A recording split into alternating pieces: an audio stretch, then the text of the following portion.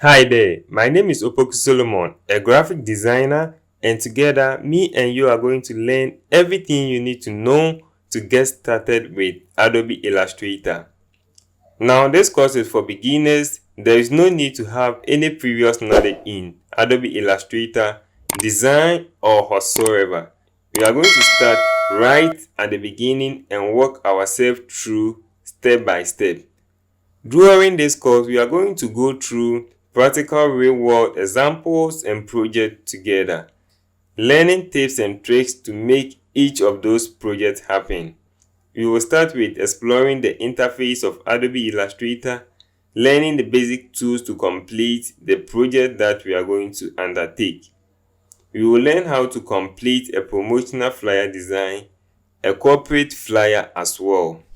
We will walk through how to design your own business card and a letterhead. We will learn how to design a certificate. Also, I'll show you how to design identity card, a brochure, a pull-up stand using Adobe Illustrator. I will easily show you how to design a wedding invite, a birthday flyer, poster design, logo design, and many more. We will spend some time with test creating a 3D effect.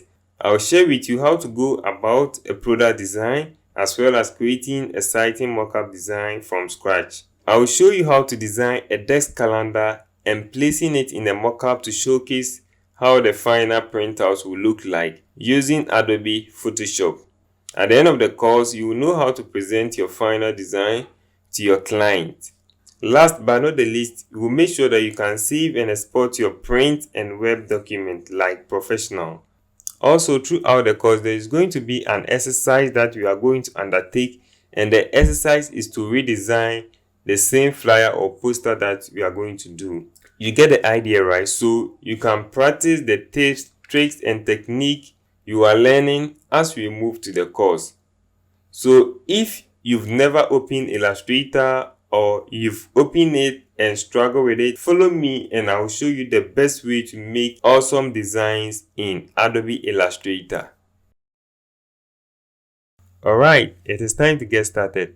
Now the first thing that we can do is to download the source files. The source files are just files that we are going to use throughout this course, and you can download those and play along. So I'm going to leave a link somewhere on the page for you to download, and you can follow along and play with me. So before we get started, we need to make sure that our workspace look the same. So yours look like mine, so we need to reset the workspace. So the first thing that we need to do is to find the exercise files. So open your folder, your downloaded files, and you are going to see projects. Open the project and you are going to see getting started. Open that and you are going to see a file. Click on it to open that in Illustrator. Alright, so the first thing we need to do is to reset our workspace. So to reset that, go to Window, you can find it over here. Click on it and then you will see Workspace. Click on that and then you are going to see Essentials over here. Click on the Essentials and then let's go back to the same window, Essentials, and you are going to see Reset Essentials. Click on that too. Just like this, your screen and mine is looking the same. Now, if yours is still look different from mine, it might be you are using an earlier version of Illustrator. What that means is that you can still continue along with this course. Say 90% of the course is still going to be fine for you. What you are going to find trouble is finding where some of the menus are. So in this case, when I grab my type tool and start typing, you can see that Illustrator automatically brings the character panel, which I can use to change the weight, the size of my text. But in your case, if you are using the earlier version, you have to go to Window and then search for the type, and you are going to see character over here. So you click on it and you are going to have it somewhere here. So you just like this one, you can see all the properties that we have here are here. So if you have it in this way, then any panel that I use and you don't have it here, you just have to go to Window and you are going to find all of them over here. So in this case, let's say the appearance, you can see I have the appearance here. If you don't have the appearance, when you come to Window, you will see appearance. When you click on it, it's going to open somewhere on the artboard for you. And to arrange this one, we can also grab this one and put it here, so that this one is also going to be arranged for us. So when we need it, we can click on it from here, and we are going to have it and use it. Next, let's look at the unit and increment. Now, to change the units you are using is to have nothing selected. The best way to have nothing selected is to click outside and grab the black arrow. So to click outside, maybe you are inside, just click outside, and then you are going to see the black arrow here. Just click on it, and that is the selection tool. So when you click on that, that means you have nothing selected yet. And then from here, you are going to get the option from the property panel to see the document unit, the size. So we can change the unit from maybe point to pixels, from pixels to maybe inches. So any unit that you want to set your document, you can do that here. Unlike other software of Adobe, you have to do that at the preference level, or you have to do it somewhere else. So in Illustrator, it's very simple. Just have nothing selected, and then you can change the unit over here. One last thing that we are going to cover is the basic navigation. That's to zoom in and zoom out. So to zoom in and zoom out in Illustrator, just glance through your tools, and you are going to see the zoom tool over here. Click on it, and when you click on it, you can see it is plus now. So when I click on the document, you can see it start to zoom out. So to zoom in, you just have to click on Alt on PC, Option on the Mac, and you click once on your mouse, and it is going to zoom out. Also, the other way to zoom in and zoom out is to click on the zoom tool, and then you click with your mouse, and then you drag. Click and drag to zoom in and zoom out. Also, the common one that is used by most people is to use Control plus or Command plus or minus. So when I hold down Control plus, you see it zooms in. So Control plus, it zooms in. Control minus, it zooms out. So when you are using a Mac, Command minus zooms out and Command plus zooms in. So this is a simple way that you can zoom in and zoom out. And also to pan around your document, you can use this simple navigation. So make sure you have nothing selected by clicking on the selection tool, and you have this option to move up and down, and also move the other way around. Alright, but the simple way to also toggle around the space is to hold down the space bar. So when I hold down the space bar, you can see that it changes from arrow to a hand, which means when I click and drag, it is going to pan around the document for me. Very, very simple. So just click on your space bar, click and hold to move around your document. So these are the things that you need to get yourself familiar with. And then let's look at one or two things before we start taking on project, because this course is solely based on projects. So we are going to work on more projects so that we will understand all the tools one by one. Alright, next, let's look at how to open a new document in Illustrator. So to open a new document in Illustrator, go to File, click on that, and you are going to have an option that says New, and you can see the shortcut. Like I said earlier, I don't want to engage you with too many shortcuts, so let's leave it and click on New. So a new document dialog box is going to open for you, and you can see I have recent document that I have choose to work on. So in your case, you might not have this one. So let's go through the default one. So the default one starts with saves. Maybe you have saved something, it will appear here. Mobile, so you can choose a mobile size here, and you design something, and it will fit the size of the phone that you are trying to put on the design on. So in this case, you have iPhone X, iPhone 8, and others. And also we have the web tab. So the web tab also gives you an option to design something for maybe a laptop screen. So you can see we have the web large, we have the web, so you can choose this and you design on. And the most widely used tab is the print. The print will give you the option of a US letter, A4, A3, And then you can also toggle with the art and illustration, so you can choose from any of these presets that they have for you. And if you have already taken a measurement of what you are about to design and you want to insert that in, maybe you measured it in inches, you can come here and you select inches from here, and then maybe it was 24 by maybe 36, that is 2 by 3 feet. You are going to have that option. So when you are okay with it, you click on create. But let me use A4, so I'll go to print and then I'm going to select A4. So normally Illustrator presumes that anytime that you select anything under print, it means you are going to print it out, and the color mode changes from maybe RGB to CMYK.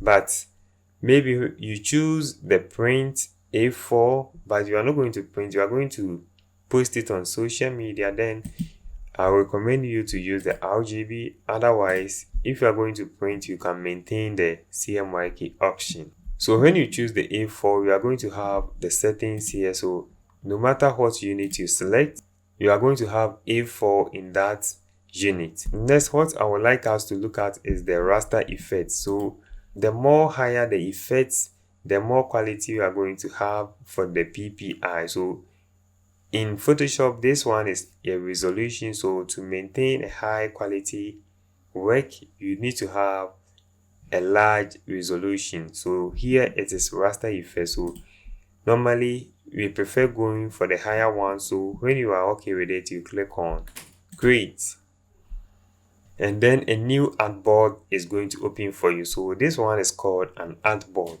in Illustrator, but in Photoshop it is called canvas or a document. So any of the names that you want to use is okay. So when you open a new document, this is what you are going to have. And the basic thing that you might do is to maybe draw a shape. So to draw a shape in Illustrator, you just have to glance through your tools, and maybe you want to draw a rectangle. You select that, then you click and you draw the shape. You will realize that you don't have any fill here, but there is a fill, just that the fill is white. And you can see you also have stroke at the same time. And remember, I told you to always, if you want to make sure that you are on the safer zone or you have nothing selected, make sure you click on the black arrow here. That's the selection tool. It means you have nothing selected. So you can see we don't have any fill here, but you can bear with me that we have a white fill over here. So with a white fill, if you want to change it, you can click on it, double click on it, and then you are going to have option to change the color over here. So click on OK if you are satisfied with it, but it wasn't selected, that's why the color didn't change. So selected, double click, change the color, click on OK, and you are going to apply the color over here. And also to remove the stroke, you see the stroke is here, so you click on the stroke, so click on that, and then you click on this none, and it is going to remove the stroke for you. And this time too, I don't have the shape selected, so select it and then click on none, but make sure you have the stroke on top. So if you want to have the stroke on top, just click on this or just click on the stroke and it is going to be on top. So I'll click on none, and you can see I don't have any stroke yet. And also normally we like to sample color in Adobe Illustrator. So maybe I have a shape with maybe different colors. So I have this shape, I have it with a different color,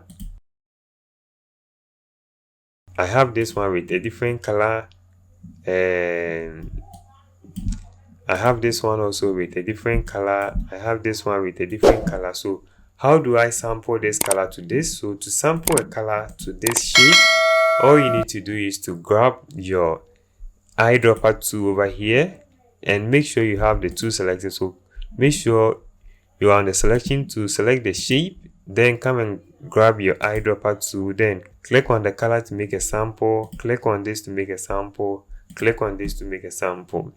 And at times too, you would like to apply a gradient to a shape. To apply a gradient to a shape in Illustrator, it's a little different from Photoshop. So to do that, maybe I want to apply a gradient to this one, so let me bring this one here. So to apply that, let me bring this one here, arrange that. So to bring that, first of all, I need my switches. So if you don't have the switches, you can go to Window, then browse through, and you are going to see switches. So I have my switches here, click on that, and then I'm going to have this one here. So let me grab and drop this one here. So I'll open the switches panel, and then let me open this one a little bit, and you can see from here that I have this gradient over here from white to black. I also have the other one, orange to yellow, and we have the fading sky. So any of them is a gradient. So if you want to apply a default gradient, you can come click on this, and then you have the gradient. So let me apply the orange one, click on this, and you have your gradient. But most of the time, if you want to change the gradient, select that one, and then you look for gradient. So I don't think we have gradient here, so let's go to Window, and then you will see gradient. Click on it, and the gradient panel is going to open for us, and you can see it's open somewhere here. So I'll click and come and drop this one here, click on it to open. And to change the gradient, make sure you have the shape selected with the selection tool, and then you can see this one is plain. So let me use the black and white. So with the black and white, when I click on this shape, I can use the eyedropper tool or the color picker tool here, click on it, and then I can sample a color, select the other one, and also click on the color picker and sample color as well. So in this case, you have been able to copy these two colors on this shape. So we are going to apply this in many of the projects that we are going to do. That's why I'm spending my time to explain these things to you. And also, to change the gradient direction, you need to come and select the gradient tool over here. So when you click on this, automatically, so let me click outside. When I click on this, you can see automatically I get this toolbar, which I can change the direction. So anywhere you will drag to, it will change the direction for you. But if you are not on that shape and you try to change this one here, you see it's not affecting that because that shape is not selected. To apply that one on this, make sure you have the selection tool selected, come and click on the shape, and with the help of the gradient tool over here, you can change the gradient. Alright, so maybe you have a color code that you want to insert in Adobe Illustrator. So every color has a code. So if you want to see the code, make sure you have the shape selected. Double click on this, and you are going to see the code over here. So let's say I have this color code. So maybe I copied it from somewhere and I want to replace that color code. So maybe I draw the shape, and then to replace that color code, I can double click here. Then when I come here, I'll select this one and replace that color code, and boom, I'm going to have that one as well. And also, we can sample a color over here, the color switches. When you click on the new switch, it's going to a new switch dialog box for you. And with this one, what you can do with it is that when you settle on a color, maybe I settle on this color, or I have the RGB colors for this. So you input the RGB colors for this one, and normally we click on the global to know that there is a color that you are bringing in yourself. So make sure you have a check here, and you click on OK, and you are going to see that there is a color that you brought in yourself, and you can apply to your design. So maybe when you want to change the gradient of this one, so let me apply another one. I'll click on this one to apply a new color. So let me see, I want to apply this new color that I have. So this is the new color. So if I know the RGB codes, I'll just type in that, click on OK, and you see I have these two. So I want to apply this as a gradient. So select the gradient, open the gradient panel, and then when I click on this one, double click on it, it's going to open the color switches for you, and you are going to see the first color that you brought in. Click on that, it's going to apply for you. Double click on this one as well, and it is going to open the switches for you again, and you click on the other side as well. Alright, so please, the reason why I have taken you through this is because I applied this in the project a lot, so I don't want you to get confused. I want to remove all the obstacles that you face maybe during the course. So these are the small things that you need to get started with this course. And any other thing that we are going to use will be explained further. But before we dive into the main project, let's say I have these two shapes and I want to remove the center of this shape. I'll click, drag to select both of them, and boom, I'm going to have the pathfinder over here. So with the pathfinder, I can click on minus front and it's going to remove the front for me. Or I can click on divide and it is going to divide for me. So with this one, I use a lot in the course. So during the course, you are going to understand more of this. So if you don't have the pathfinder, go to window, come down, and you are going to find it here. Click on it. It is going to open somewhere for you. In this case, it's open here, so I'll click and drag it, and I can also come and leave it here as we have done earlier. And also to arrange something to the middle, you select both of them and you see the alignment panel. So if you don't have the alignment panel, go to window, and at the top you might see alignment panel. So you see it's checked because I have it here. And then you click on this and it is going to align center for you. And with the alignment tool, we can also change the option from this one to is align to selection. So when I select align to artboard and I click on align center, you see that it moves this one from here to the center of the artboard because the alignment is odd, always on the artboard. But when I choose the selection and it is here and I want to align this one to the center, select both of them. When I click on that, you see it aligned to the center for me. But when I choose the artboard, click on enter, it will come to the middle, and this one also will go to the middle. Ctrl plus O to fit everything to screen. So please, these are the little basics that you need to help you dive into the course. Alright, see you there. Thank you very much. Hi guys, I welcome everyone to this course. Today we are going to create this nice promotional flyer for social media in Adobe Illustrator. So without further ado, let's dive into it. So with your Illustrator open, first of all, go to File and create a new artboard with a square dimension like 600 pixels by 600 pixels. So if you have a different figure here, make sure you select pixels and you select RGB for the color. Then choose a high resolution. Then from here, click on create. Select the rectangular tool. Click once on your artboard and you are going to get a dialog box which you can choose to type in figures. So the artboard size was 600 by 600 pixels. So you are going to type the same thing here. Click on OK. A new artboard is going to create for you.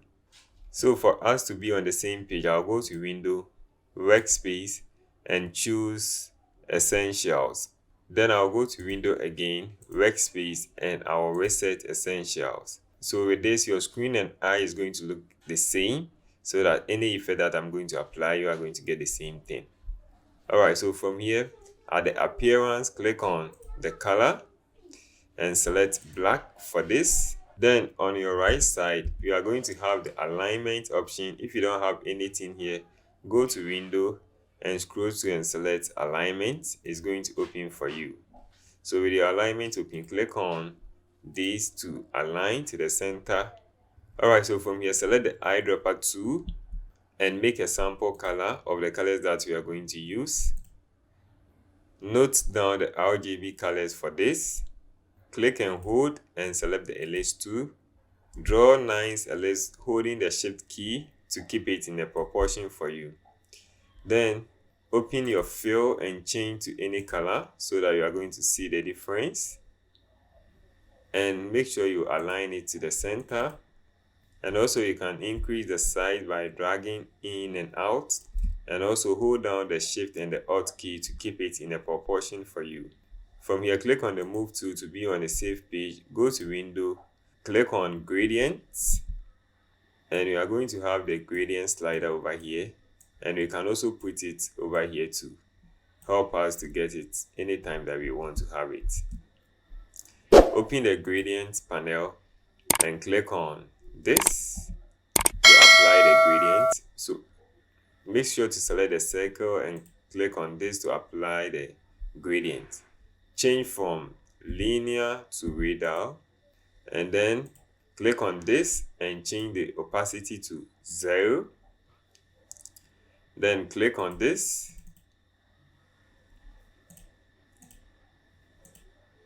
and select a lighter color like this. Please note down the RGB color for this. Alright, from here, bring it down something like this and increase it a little bit to fill the artboard. So from here, we will add some images. Go to your files, and please, we will leave a link somewhere on the page for you to download these files. So on your project, you will see A1 promotional flyer. Open that and drag in this cutting board. Adjust the size to fit the canvas. So I'll hold down Shift plus the Alt and make it small until I am happy with the results. So something like this is okay. Let me select the gradient and I'll make it a little bigger. Then go back to your files and bring in this pizza. It's a very high resolution image, so we are going to decrease its size to fit the artboard. But first of all, select this one and make sure you align this to center, and then also align this one to center and reduce its size. Then patiently make sure that you try to match this one with a cutting board. So something like this is okay. With your pizza selected, go to Effect, Style, and choose Add Drop Shadow. Note down these values and apply the same. So we can see that our pizza look more realistic than before. This was before and this is after. And to zoom in 100% so that you have your artboard filled the whole screen, Ctrl O to do that. And also you can use this zoom tool to zoom in and zoom out. You can hold down Alt on PC, Option on the Mac, and use your mouse scroll bar to zoom in and zoom out. Alright, so from here, select the ellipse tool, draw an ellipse, and make sure this one is filled with black. So open your fill and select black. Double click on the color if you don't believe it's black and select a full black. Click on OK and align this one to center. Then from here, go to Effects, apply a blur and Gaussian blur from here. Choose a figure around 40 and click on OK. Then go back to Effects, Style, and apply feather. Choose a figure around 20 and click on OK. From here, I'll zoom in and slightly adjust this shape. Then I'll position it somewhere here. Go to Window and look for Layers. So we have layers over here. Click on it and you are going to have the layers panel. Click on the arrow to open the layers, and we can see this one is up here. So I will drag this one behind the cutting board and the pizza, and I will drag this one on top using the arrow keys. Then make sure you bring this one a little down, just like this, and move it a little up also. Then click on your property sheet to open this for you and make sure it is aligned to the center. Alright, so from here I can select all of them. If you are having problems selecting it from here, open your layers panel and select all the three. So when you click on these dots, it makes sure that all of them is selected. Then Ctrl G to group all of them. and I'm going to increase its size a little bit. Next, I'm going to add a headline. Select your text tool and type in some text. Open the property panel and then increase the size of your text over here. Then open your character panel to change your font to a decent font like what I'm going to use. Note down the font that I use here, and please, we will leave a link somewhere on the page for you to download the font also. Move the scroll bar down and align this one to center. Then open the fill and change this one to white so that it can be seen very well. Then we can also increase its size by using this to increase the size and align to the center. Click on the selection tool and then hold down Alt on PC, Option on the Mac, click and drag to make a copy. Reduce the size of that and then replace it with other text. Click on the selection tool and then move it and reduce its size. Then from here, with the text selected, select your eyedropper tool and make a sample color. Note down the RGB code for this, and if you want to make the color sample like I've done here, you just have to use either of the tools here, make a shape, and then you double click on the fill and you can change the RGB colors over here. So when I type in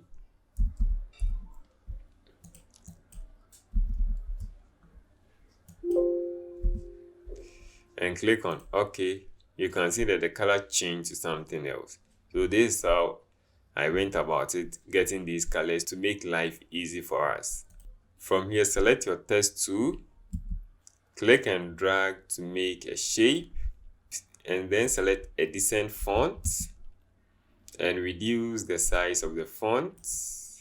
Type in some text, go to type and select fill with placeholder text. Click on that and then Ctrl A to select all of them, change to something that you can see and click on the selection. Then align this one to center and then move your scroll bar down and align this one also to the center. Then place it somewhere here, and with the text selected, change the opacity to maybe 70%. And from here we can select both of these and make this one a little bigger. Alright, so from here I would like to adjust this, but we know that this one is group, so I'll right click and ungroup. Then I'll select only the shadow. So to select the shadow, go to layers and select that. So make sure you click on here to activate it, and then I'm going to drag this one a little bit and move this one a little bit down. Alright, so from here, click on these dots to select all of them, Ctrl J to group them again, and boom, you are good to go. Alright, so from here I'll add a logo. So to add a logo, let's create a new artboard and create a simple logo. So select 600 by 600 RGB, click on create, then select the ellipse tool, draw an ellipse, and you can see we have some stroke on it. So I will select the stroke in front and click none. Then I will change the color of this one also to black. Alright, so I'll make this one a little larger. Go to edit, copy, edit, paste in front, and you can note down the shortcuts. Then from here I'll make this one a little smaller, bring this one here or select both of them, open my property panel, and I'll align both to be straight.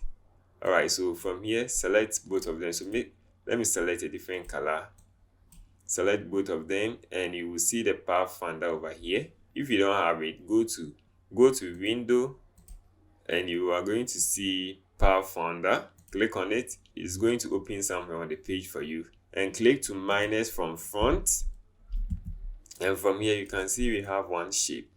Then go to edit, copy edit, paste in front, right click, go to transform and choose reflect, click on OK.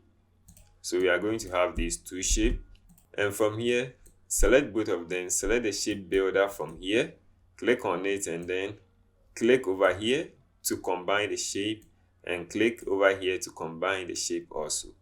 Alright, so from here select one side and change the color. So let me apply this color, apply a gradient, and I will apply a solid color over here. So I would like to apply some of these colors, so let me move this one here to make a copy of this, and then I will change the color of this. So select this and choose a color, then I will select this one also and I will choose a color. Just like this, we have created a simple logo in Adobe Illustrator. Ctrl G to group, and then I'll move this one to our work. Reduce the size, hold down the shift key to keep it in proportion. Then from here, so we are going to use this logo throughout, and at the end of the day we are going to learn how to create a logo ourselves. This is just example to work around. Then from here I'll select the ellipse to draw an ellipse, hold down the shift key, change the color from black to white, then right click, select arrange and send to backward, and this one will go behind the logo. Alright, so from here select the selection tool and select the logo and align this one to the center. Alright, from here I'll decrease its size and place it well. Grab my text tool and maybe type here logo here. I will use a decent font for this, and then from here I'll select these, align them together. Alright, so from here I'll make a copy of this. So to make a copy, hold down Alt on PC, Option on the Mac, click and drag to make a copy. Then select your text to replace with other text. Select the top text, and I'm going to change this one from bold to medium. And please note down the font that I'm using, and you can download it on the internet. And I will select the delivery, and I will change the color to this nice yellow.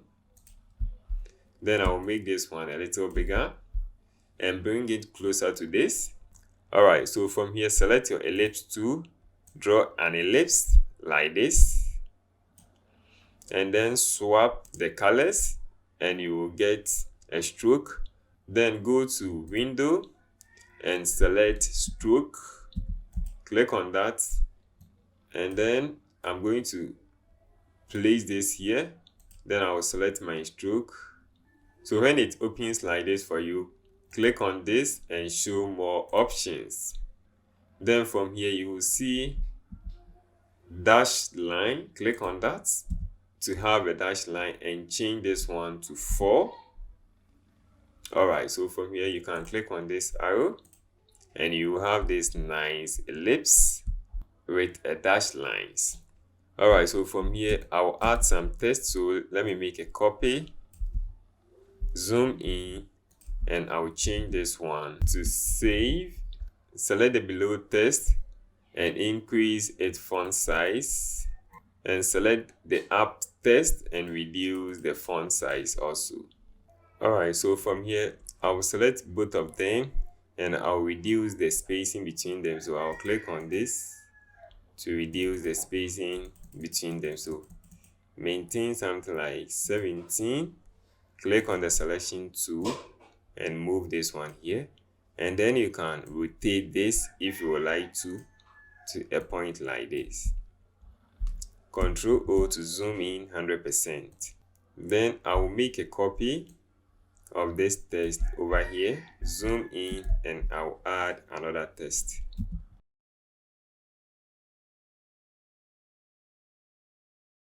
Ctrl A to select all the text and align left.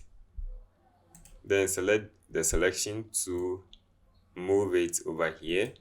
And then I'll select only the top text, and I'll change from semi-bold to linear and reduce the size of it. Click on the selection tool to accept changes.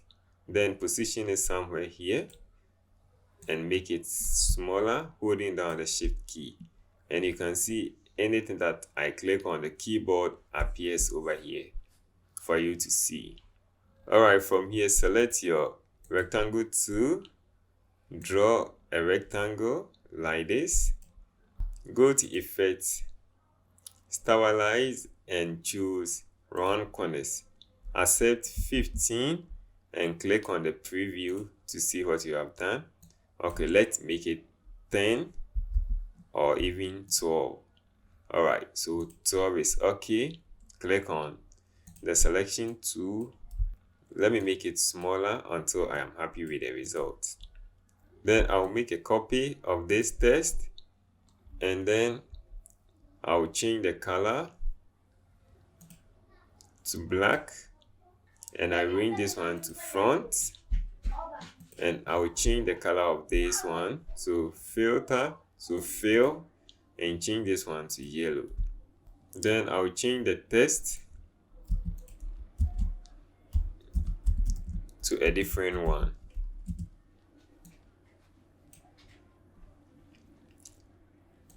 And change the weight of the text to order now. Then I'll make this one smaller and adjust the shape to my satisfaction. Then I'll select both of them and I'll align center. Alright, so from here I'll select this, make a copy, and then I'll select align right and bring this one here. So you will put your website over here. Alright, so from here I'll select all of these, and I'm going to align this one and bring it a little bit down. And let me make this one a little bigger and bring this one also down, just like this. Alright, so from here we will add some shape to this. Select your ellipse tool and then zoom in, and I'll draw ellipse, small one. Hold down the shift to keep it proportion. I'll open the fill and change this one to white. Then right click, go to transform and transform each. Click on it and then maintain 10 pixels for the horizontal. Click on copy, then Ctrl D to duplicate several times. Then from here I'll select all of these, Ctrl G to group them, right click and go to transform each, and I'll maintain the horizontal movement at 0, the vertical at 10. Then click on copy, Ctrl D to duplicate several times. So let me maintain 3. Then from here I'll select all of them, Ctrl G to group. Then I'll reduce the opacity to somewhere 70%, and then I will make a copy to this place,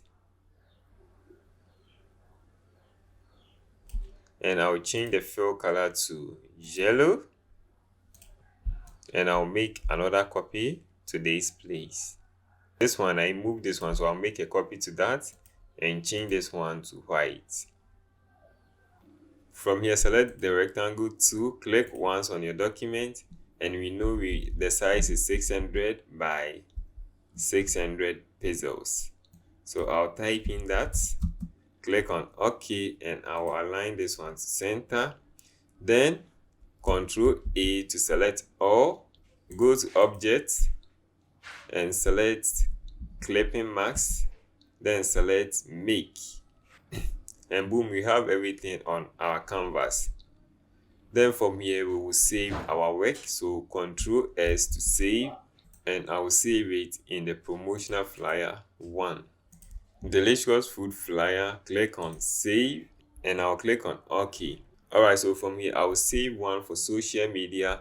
So to do that, go to File, Export, and Export As. And the export as, we will choose JPEG. And then click on Export.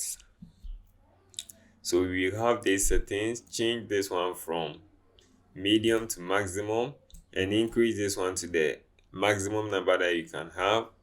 Choose baseline, and the screen resolution, choose 300, and we will leave this one as it is. Click on OK. So this is the final product of this episode. That's it for this video. See you in the next one.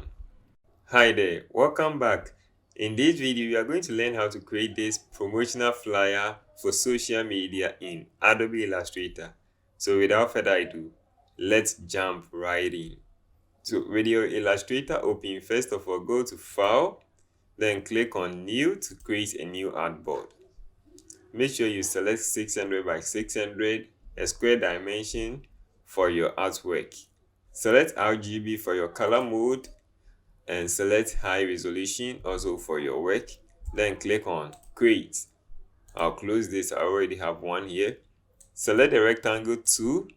Create a size of rectangle equal to the size of your artboard. To get it perfectly, click once on your artboard. We choose the size for the artboard as 600 by 600, so select 600 by 600, click on OK, and then align this one to the center. And if you don't have the alignment option, go to Window, and you will see Alignment. Then click on it, and it is going to open somewhere for you. Then we don't want any stroke, so I will click on this, None, and to have no stroke. Alright, so from here, open your gradient panel. So if you don't have the gradient, go to Window and click on Gradient. So we are going to get this, click on that, and it is going to apply default white to black gradient for you. Then from here, double click on your colors, and then select a nice blue like this. And then also double click here and select a light blue like this.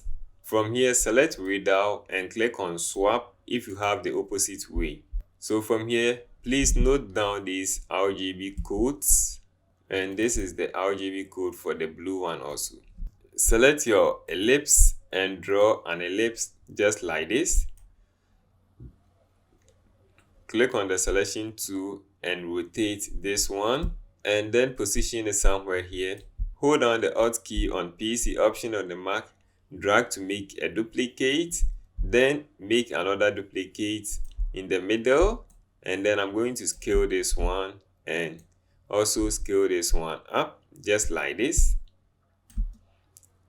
and slightly arrange them until you are happy with the result. Alright, so from here, select all of these, change the opacity to 30%. Then from here, select these two, hold down the Shift key, go to Effect, and apply a drop shadow. Note down the settings over here and click on OK. Alright, so from here, select this one, go to Effect and apply another drop shadow. And this one, change the X offset to a -7 and click on OK. Next, make sure you have the pen tool selected. Click one to make a point, move a little bit, hold down the Shift key, make another point.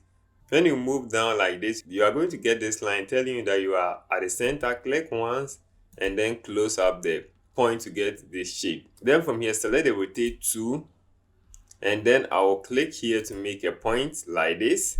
Then from here, I will hold down the Alt on PC, option on the mark to make a point, to copy the shape like this, leave a space and then leave it. Then from here, Ctrl D to make a several copy till you end. Alright, so from here, click on the selection tool, select all of them, Ctrl J to group this. Then on the property panel, reduce the opacity from 100% to 10%. And then move this one to your artwork. So what I'm doing to move this one is that when I click space on my keyboard, you see that this one turned into a hand and I can drag around. Then I will move this one with the help of the selection tool. Then make sure you align this one to the center using the alignment option. Ctrl O to zoom in 100%. So this is what we have now. So from here, I'll go in for my product, open 1B, and you are going to see this. Click and drag this one into Illustrator. Then adjust it until you are happy with the results. Alright, from here, with my ellipse tool selected, I'm going to make an ellipse just like this. And I will change the color to black. Then with my layers panel selected, if you don't have the layers, go to window and you are going to find layers at the bottom here. So here is layers, click on that, click this arrow to open all of them. Then select your ellipse and move this one behind the product. And you can see we have this, and I can see this one is not pure black. So I will double click on this and make sure this one is pure black. Click on OK. Then go to Effects and apply a Gaussian blur. Leave a point somewhere 40. Click on OK to accept changes. Then from here, go to Effect again, Stylize, and then add a feather. And I will add a feather like 25. Click on OK. So the feather simply means blurring. So we are trying to blur a portion of this. Then from here, I will adjust this. So I will drag this down and I will move this one. Make sure you have the selection tool selected, and I'll move this one somewhere here. And make sure that with your properties tool selected, we try to center this. And I will also center this one, and this is what we have. So let me try to bring this one down.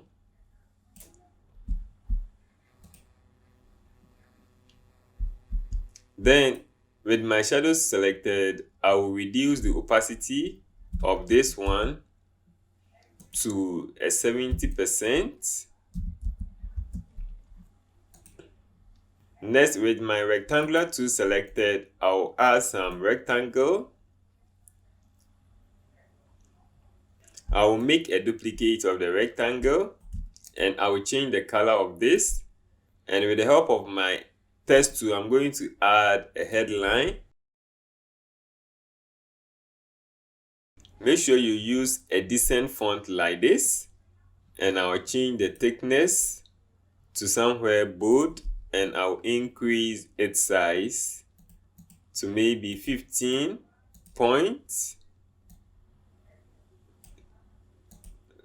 Let me make it 14. Select both of them and align them.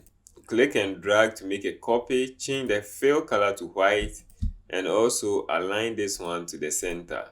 Alright, so from here I'll select this and the text and I'll drag this one beneath.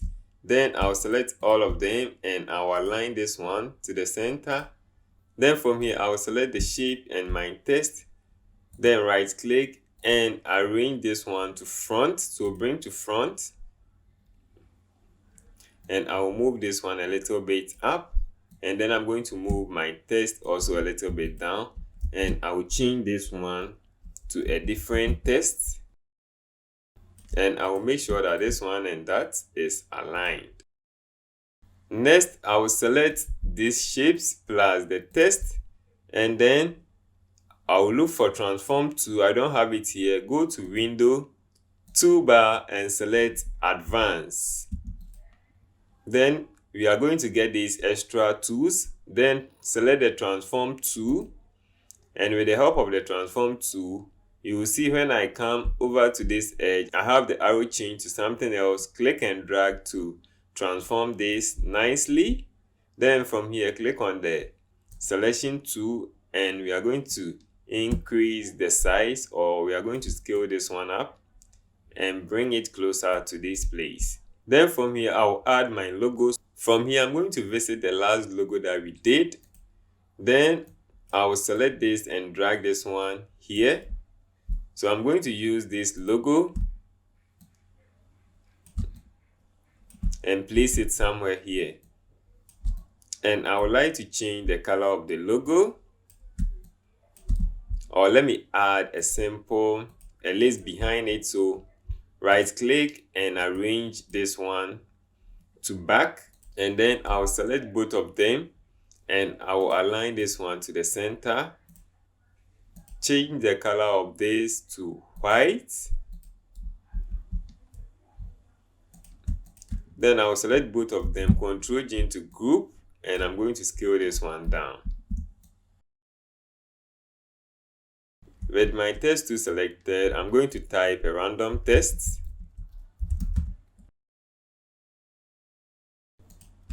Logo here, and I'll align this one to the center. Next, with the ellipse tool selected, I'll zoom in and I'm going to draw an ellipse, which I'm going to add some discount. And then I'll change this one to yellow.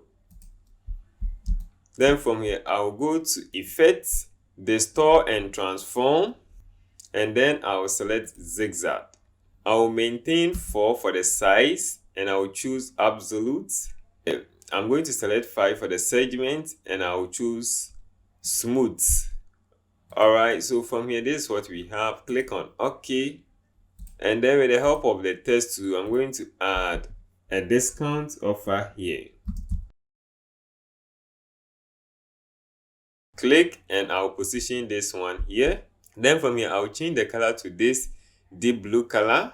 Then I'll rotate this one a bit, just like this. Then from here, I'll select the rectangle tool. And then I will draw a rectangle like this. Then from here, go to Effect and choose Round Corners. I'll maintain 10 pixels. And I'll change the color to yellow also. Then I'm going to add a text. And I will decrease the font size of this. And make sure this one is also aligned to the center. Then from here, I'll hold down the Alt key on PC, Option on the Mac to make a copy of the text. Then I'll change its color shade to white. And I'm going to input contact number here.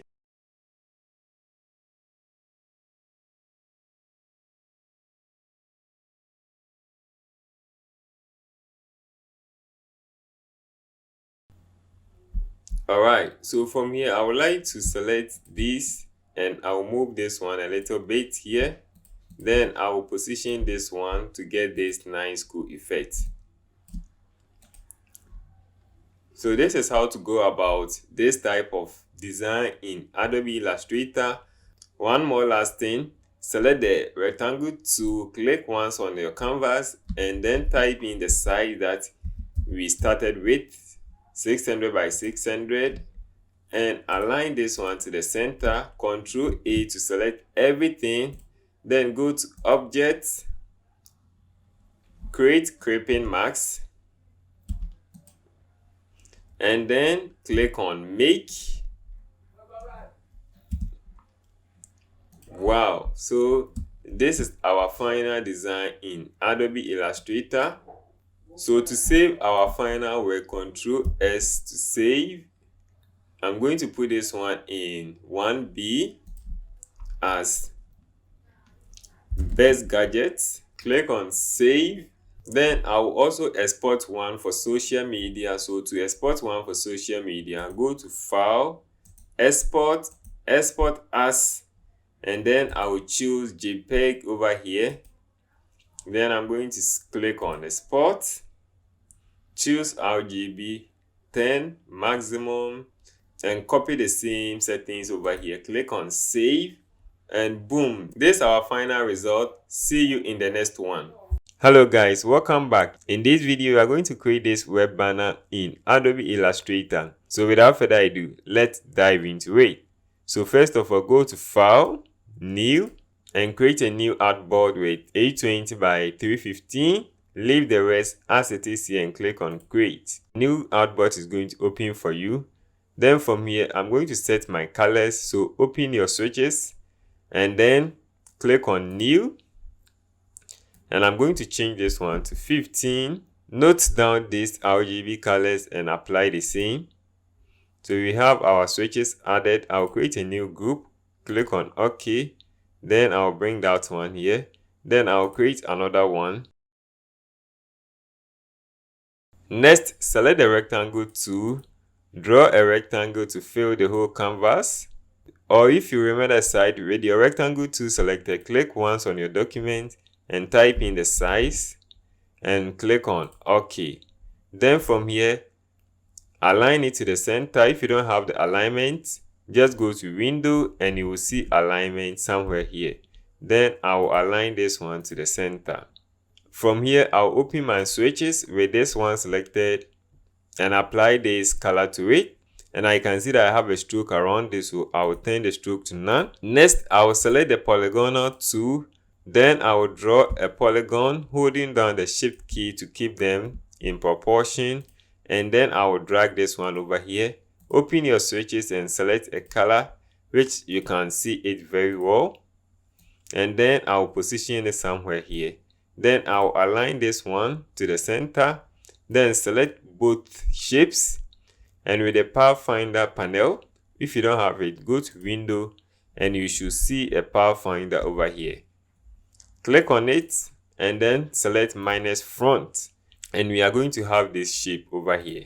Then from here, I will click and drag to make a duplicate holding down the shift key to keep it in proportion. We are going to use this in a minute. Then from here, I will select this, but before then, I'll add a stroke to that. So undo, let me add a stroke to this before. So I'll add a stroke to this shape. I will select red and I'll increase this one to 3. And then we have the stroke. Then from here, I will make a copy holding down the shift key to keep it in proportion. Then I will select the shape and I'll go to my project. I will see project 2. Open it and I will drag in this background.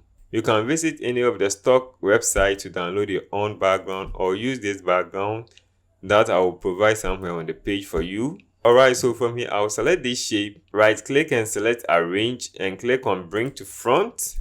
And I'm going to align this one. So I will click on align vertical, select these two shapes and go to objects, clipping mask and click on make. Then from here, I'll select this one and move it a little bit to help me see the stroke a little bit. Next, with this one selected, I'll reduce the opacity to 70% over here. Now from here, I'll drag and select everything.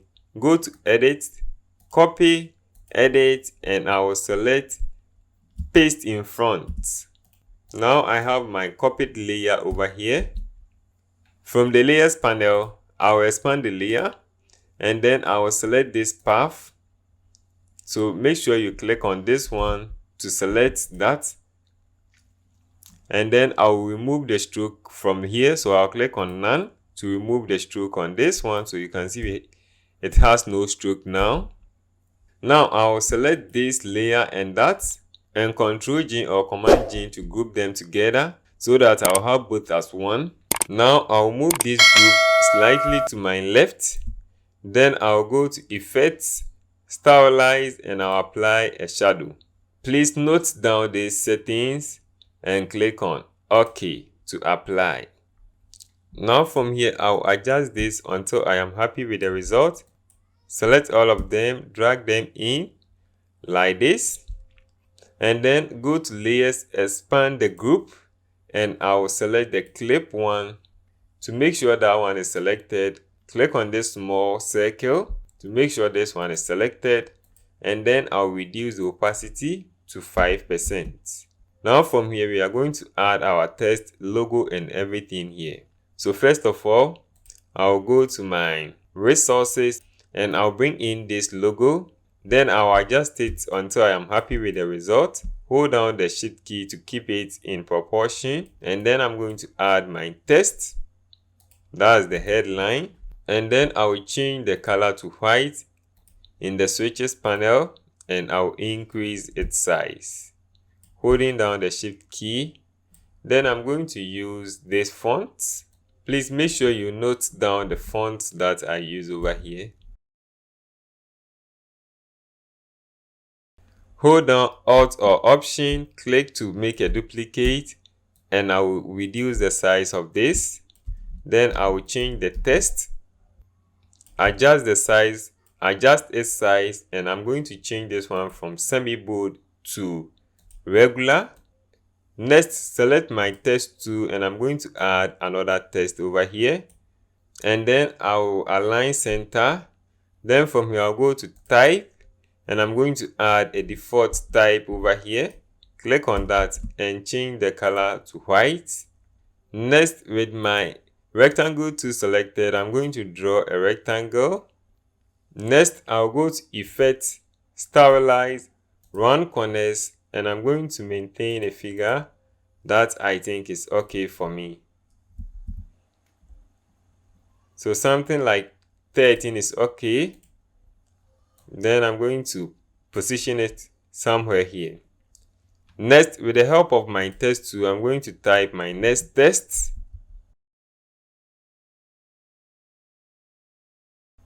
Change the color and then decrease its size. And I will change this one from regular to semi-bold. Then from here, I will select all of these. And then I'm going to align center and I'll position this one somewhere here. I will urge you to take your time and adjust all these to your satisfaction or until you are happy before you move on. Next, I'll go to my files and bring in this stock image.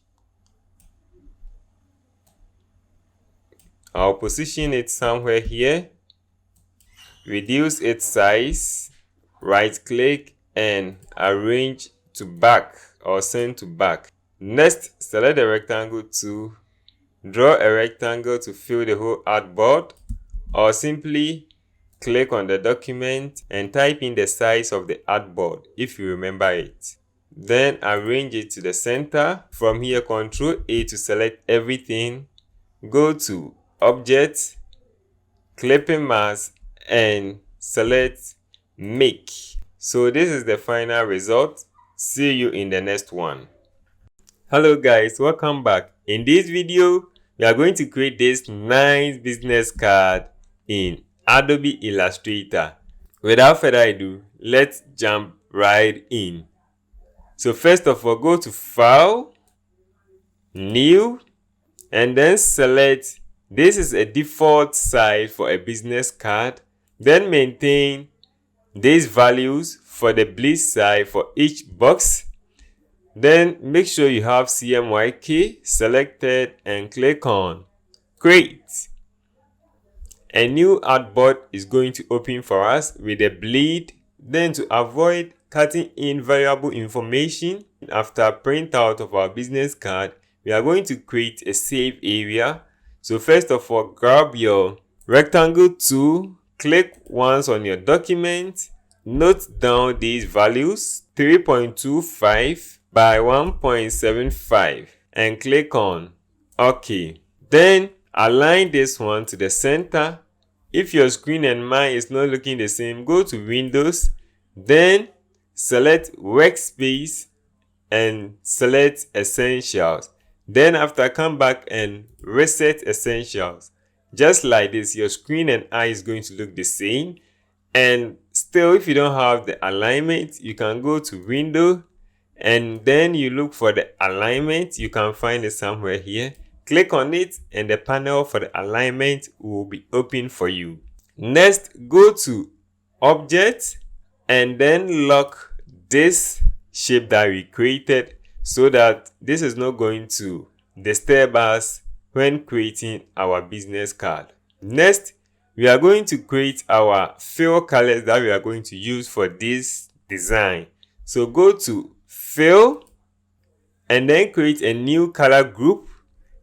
You can choose to name it and you will see that it will be added here. Then add a new color. Note down the CMYK colors that I'm going to use and apply the same.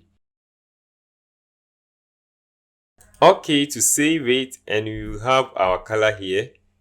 I will create 2 more. And then I will create the last one. But please remember to note down these colors so that you can follow along. Click on OK for the final output. So these are the colors that we are going to use for the design.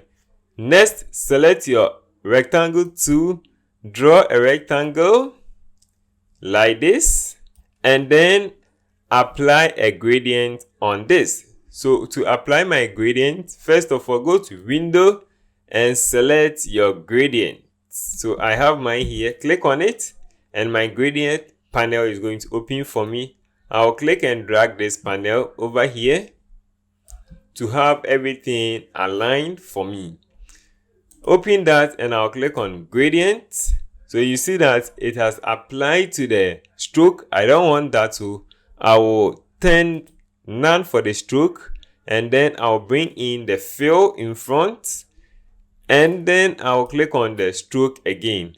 Then from here, I'll double click on here, and then I'll select the deep color that we added, select the other side, double click on it, and I'll select the lighter red that we have. Next, I'll select my gradient, and you see that I will have these 2 bars which I can use to change where the gradient is coming from. So I will click and drag to make the gradient come from top to down, but I want it opposite way. So I want the black to come down and the red to come up. So just like this, I have my gradient. Next, I'll click on the move tool and then I'll make a copy. Hold down the Alt key on Window, Option on the Mac, click and drag to make a copy. Then from here, make sure you have this one in the group. So let me move them. Next, I will activate my switches. So I'll go to Window, then I'll move this arrow down, and then I'm going to see switches. Click on it and I'll have my switches panel here. Then I will move this one also to this place also. Click on it and then I will select the new deep black color that we added to create this effect. So this is what I want. I will adjust it until I am happy with the final result. Select both of them, click and drag to make a copy whilst holding down the shift to keep them in proportion. So I'll drag it over here, right click over it, and then transform, and then I'll click on reflect. Click on that and I'm going to reflect vertical. Click on OK to get this effect, and then I'll adjust this until I am happy with the final result. Next, I'll bring in my logo. So I'll leave the logo in the project file for you to download also, so that you can follow along. By the way, this is a logo that we created together, so you can still visit your previous work and use it along. Alright, this is my logo that I'm going to use. So I'll place it somewhere here.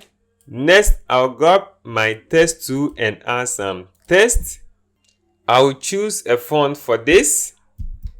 And please note down the font that I'm going to use. You can also use the same font.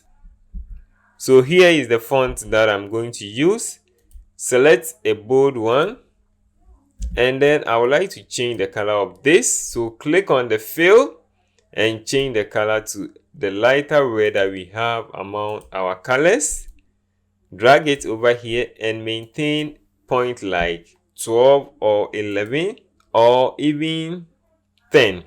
Next, I will create a copy. Reduce the weight of the font to regular and then add your tagline over here.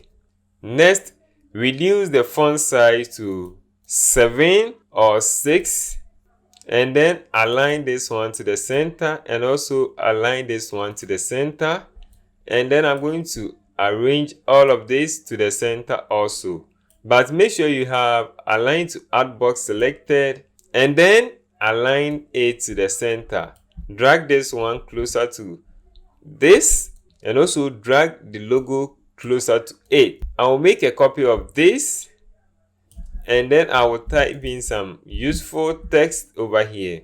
Reduce the font size to 6, and then with my business card I'll add this web icon to it.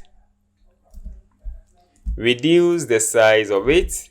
And by the way, if you would like to change the color of this, you cannot just select this, go to fill and select any color and it is going to apply for you. No, it doesn't work that way. So to change the color, first of all, you need to trace the image. So if you don't have the trace image that I have here, go to window and then you are going to have this trace image over here. Alright, so I have it here. Click on trace image. Make sure the default is selected and your image is going to trace for you. Then from here, click on expand so that you can select only the file that you want. So I will select the background and delete that. So from here, to come out from this zone, click on this arrow on the top, back on one level, and then you are going to come back from that one level place. Then I will scale this one down. So to change the color, I can click on this switches and change the color to any color that I want now. I want black, so click on black and I will align this one over here.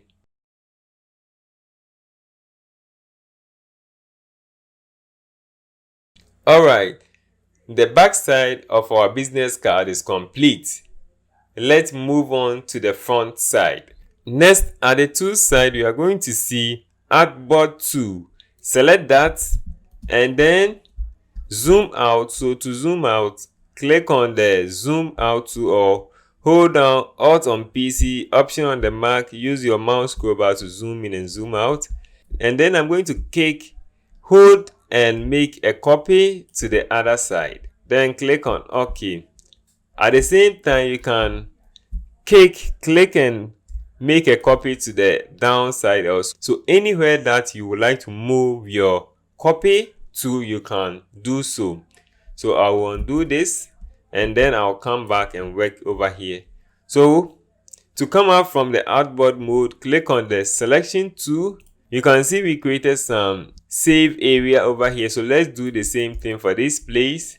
Click on the rectangle tool, click once on your artboard and then enter these save figures in. Okay, and click on this arrow to swap the fill for stroke. And I'm going to align this to the center. Go to Object and lock this selection. So it's going to lock only the current selected layer. Next, I'm going to select all this shape. Click on Delete on the keyboard to move that away. And I'll select this one and I'll move this one also. I'm going to use this in a minute. Next, I'll select the red layer. Click on Delete to also remove that. Next, I'll drag in this shape and I'll make it a little larger. Go to Effect, Stylize, Round Corners, and then make sure you have the preview check, and then use this one to toggle with the round shape that you want. Click on OK to accept changes when you find something you like. So something like this is okay for me. Let me adjust the size of this. Next, I'm going to select all of these and drag it over here. Then I will scale this one down, holding down the Shift key to keep it in proportion for you to fit the size of the rectangle. Next, I will select these two. Go to the fill. So open your switches. If you don't have it, go to Window, and you are going to see the switches panel. Click on that and you have the option to change it. So I will select white for all of these, and I can see we can see our full logo. So what I'm going to do is that with the ellipse tool selected, create an ellipse and then select my logo, right click, arrange and bring to front. Just like this, your logo is going to be in front of everything. And I will scale this one a little bit up and do something that I will be happy at the end of the day. Next, to make sure all of this is aligned, I will select all of them. Then at the alignment, I'll open this small thing and click on align to selection. Then I can align this one to the center. Next, I'm going to drag in icons, which I'm going to use it for this design.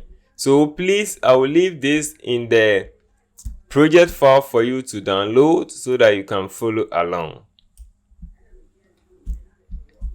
Scale this down because it's a high resolution image. That's why it is too big. So I'm teaching you how to change a color when you bring in something like this. Arrange these icons to your perfection. Next, I'll make a copy of this text. Then insert your name in. Ctrl A to select all, or Command A to select all. And I'll change the font to something bold. Increase the size to maybe 10. And I will change the color of this to the lighter color that we have. Click on selection tool to apply changes. Next, I will make a copy of this again and make sure that this one is aligned from the left. So let me align this one from the left. And then I will place this one with my designation. Next, make sure you maintain a font size of 6 or 7 because this is a default font sizes in business card. Next, I'll adjust these icons, bring it somewhere here, make a copy of these, and I'm going to add my contact info so you can also add yours. Create another copy and adjust it to the center of your icon and replace the text. Next, hold down the Alt key, click and drag to make a copy and add a website information here.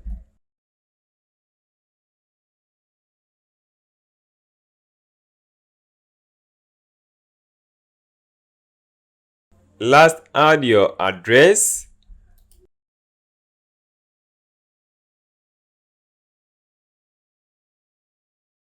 Next, make sure you align this one to the center of your icons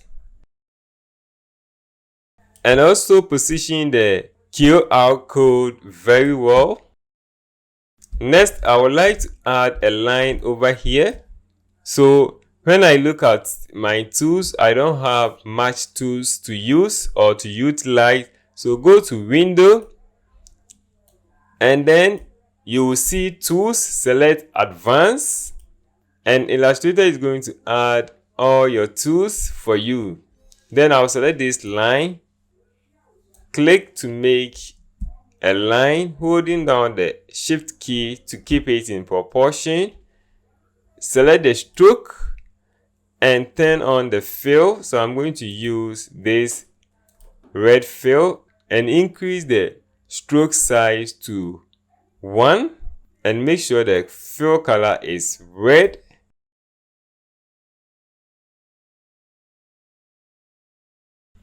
Alright, this is our final design of a business card in Adobe Illustrator. So to see your final design, select the rectangle tool, make a rectangle to cover the whole canvas. So I'll make a rectangle just like this. Then make sure this one is aligned to the center. And then click to make a copy to the other side also. Select all of them. Go to Objects, Clipping Mask, and select Make. Then do the same thing to the other side.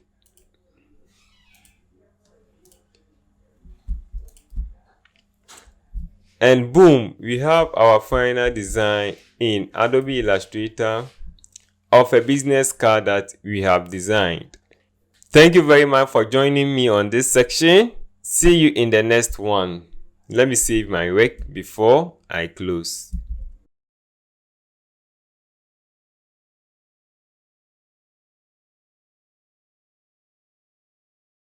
Hello guys, welcome back. In this video, you are going to learn how to create this wonderful letterhead in Adobe Illustrator. Without further ado, let's jump right in. So first of all, go to File, New, and then under Print, select A4, and make sure we have CMYK 300 ppi. Click on Create. A new artboard of A size is going to open for you. Then from here, select your rectangle tool, draw a rectangle like this, and I can see I have my stroke on. Select none for that, and I'll open up my switches, and I'm going to select a color like this. Then double click on the fill and change something like this. So you can copy the color code over here. Click on OK and click on the selection tool. Then from here, hover over the edge and you have an option to rotate this. So I'm going to rotate this, but before then, hold Alt and click over it to make a copy. Then I'll rotate it something like this. And I'm going to place this one over here, just like this. Then with the rotate one, I'm going to create a copy over here. Then select this copy that we made, and I'm going to make this one small. Open my fill, and I will select a blue color like this, and I'm going to adjust this until I'm happy, and then I'll rotate this one, and I'll position this one also like this over here. So let me bring much of it over here.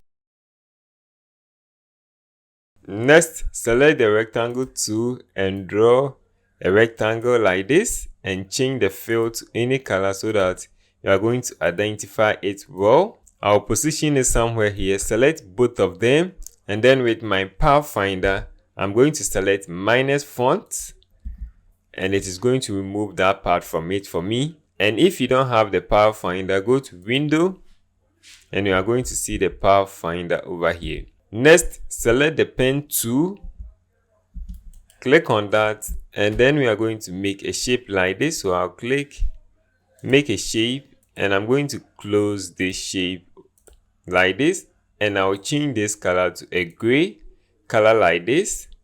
So let me double click, and you can copy the color code over here. Then from here, right click on the new shape, arrange, and then send to back. So just like that, that shape is going to go back. Then we are going to create a sort of a shadow over here. So with the same pen tool, select that, and then I'm going to start from here. Click to make a point, click to make another point, and then I'm going to clip and make another point just like this over this place.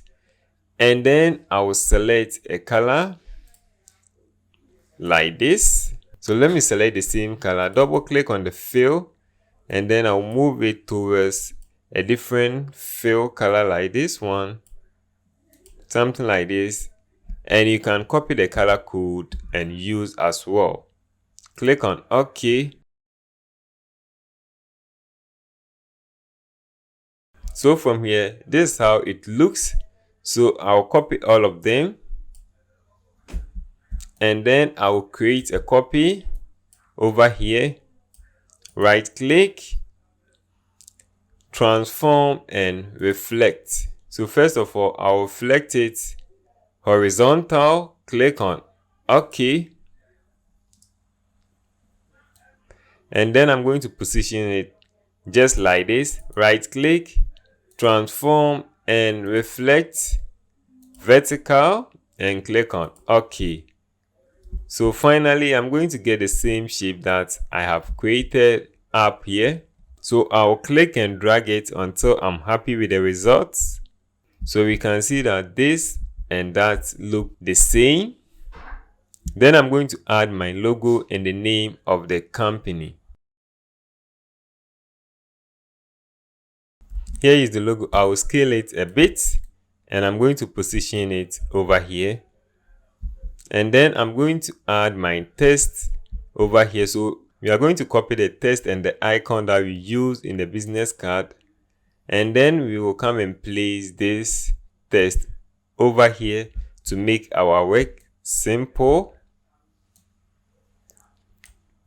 Then from here, I will select only the text and then I'll align left. And then I'll drag this one like this. Copy only the icons and bring the icons here, holding down the shift key to keep it in proportion. Select all of them and then drag this one in. Just like that, we have our contact number, Gmail, and our location in our letterhead. But we can also add only this logo icon over here. Select it, make a copy, make it a bit large, and then reduce the opacity to maybe 5%. And I'm going to scale it up. If you like to, you can forgo this or you can bring this one in if you like. Next, select the rectangle tool, make a rectangle equal to the artboard, and then Ctrl A to select everything. Go to Object and select Make. And boom, we have our letterhead created in Adobe Illustrator. Alright, so from here, let's add some text and see the result of our letterhead. Alright, so with some text added, this is how our letterhead looks like. I really love the result and I hope you too love the result also. So this is going to be the final result of our letterhead in Adobe Illustrator. Let's save it. Ctrl S to save this. And please make sure you place this one in the letterhead and name it as letterhead main. Click on save, and then we are going to save one as a JPEG file so that we can view it from there. So go to File, Export, and Export As. Open the Save As type and choose PNG. Then click on Export, and then note down the options that I have selected here. Click on OK, and boom, this is our letterhead main that we have created in Adobe Illustrator, the final result. Thank you very much. See you in the next video. We are going to design this certificate in Adobe Illustrator. Without further ado, let's jump right in. So first of all, go to File, or you can click on Command N or Control N for a new document. Then under Print, select A4, and also under Orientation, select Landscape and click on Create. A new artboard of A4 is going to open for you. Then from here, we will start by designing our certificate.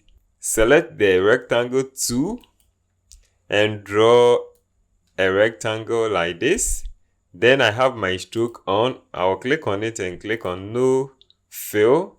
And then I'll open my switches and I'll change my color from this to a dark blue like this. So I want to make it more deep. I'll double click on this fill color and then I'll drag it to a point like this. You can copy the color code and use it as well. Click on OK to accept changes. Let me bring it a little bit up, and we are going to have this color. So as always, you can copy the color code that I'm using over here. This is the final color code I'll be using. Click on OK, and then I'll select the selection tool, and then with the selection tool selected, I will click and drag this one over a place like this, and then I will adjust this shape until I am happy with the results. Next, I will hold down the Alt on PC, Option on the Mac, click and make a copy, and then I'm going to rotate this one like this, and I'll bring this one over a place like this. Then I'll make sure this one is aligned to the top. Next, with my direct selection tool selected, I'll double click and drag to make a shape like this. Leave it when you are satisfied. And then also with my direct selection tool selected, I'm going to do the same thing. Click and drag to make a shape like this. Next, I will select my selection tool and I'm going to increase this one a bit. Then I'll select both of them, click and drag to make a copy, and then I'm going to use these handles to rotate it, holding down the shift key to keep them in proportion. Then I'm going to align this one over here.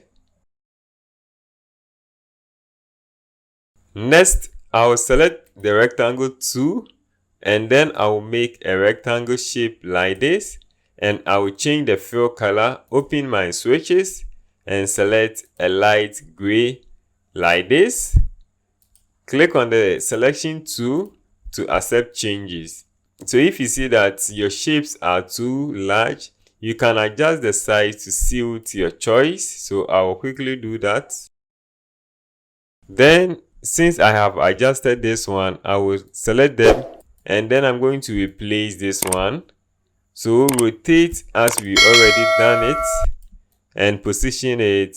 Next, select the rectangle tool again, hold down the shift key and make a square shape, and then I will change the color to this type of color. Double click and you can see the color code that I'm using over here. So I would like to use something like a brown type, and this is the final color code. Click on OK to accept changes. Then I'll bring it here, position it until I am happy with the result. Right click, arrange, and then I'll send to back, and I'll position it until I am happy with the final result. I have reduced the size of this to save me some space. Then I'll make a copy, drag it over to the other end, and then I'll position this one also. Next, we can see that we are almost done with the design.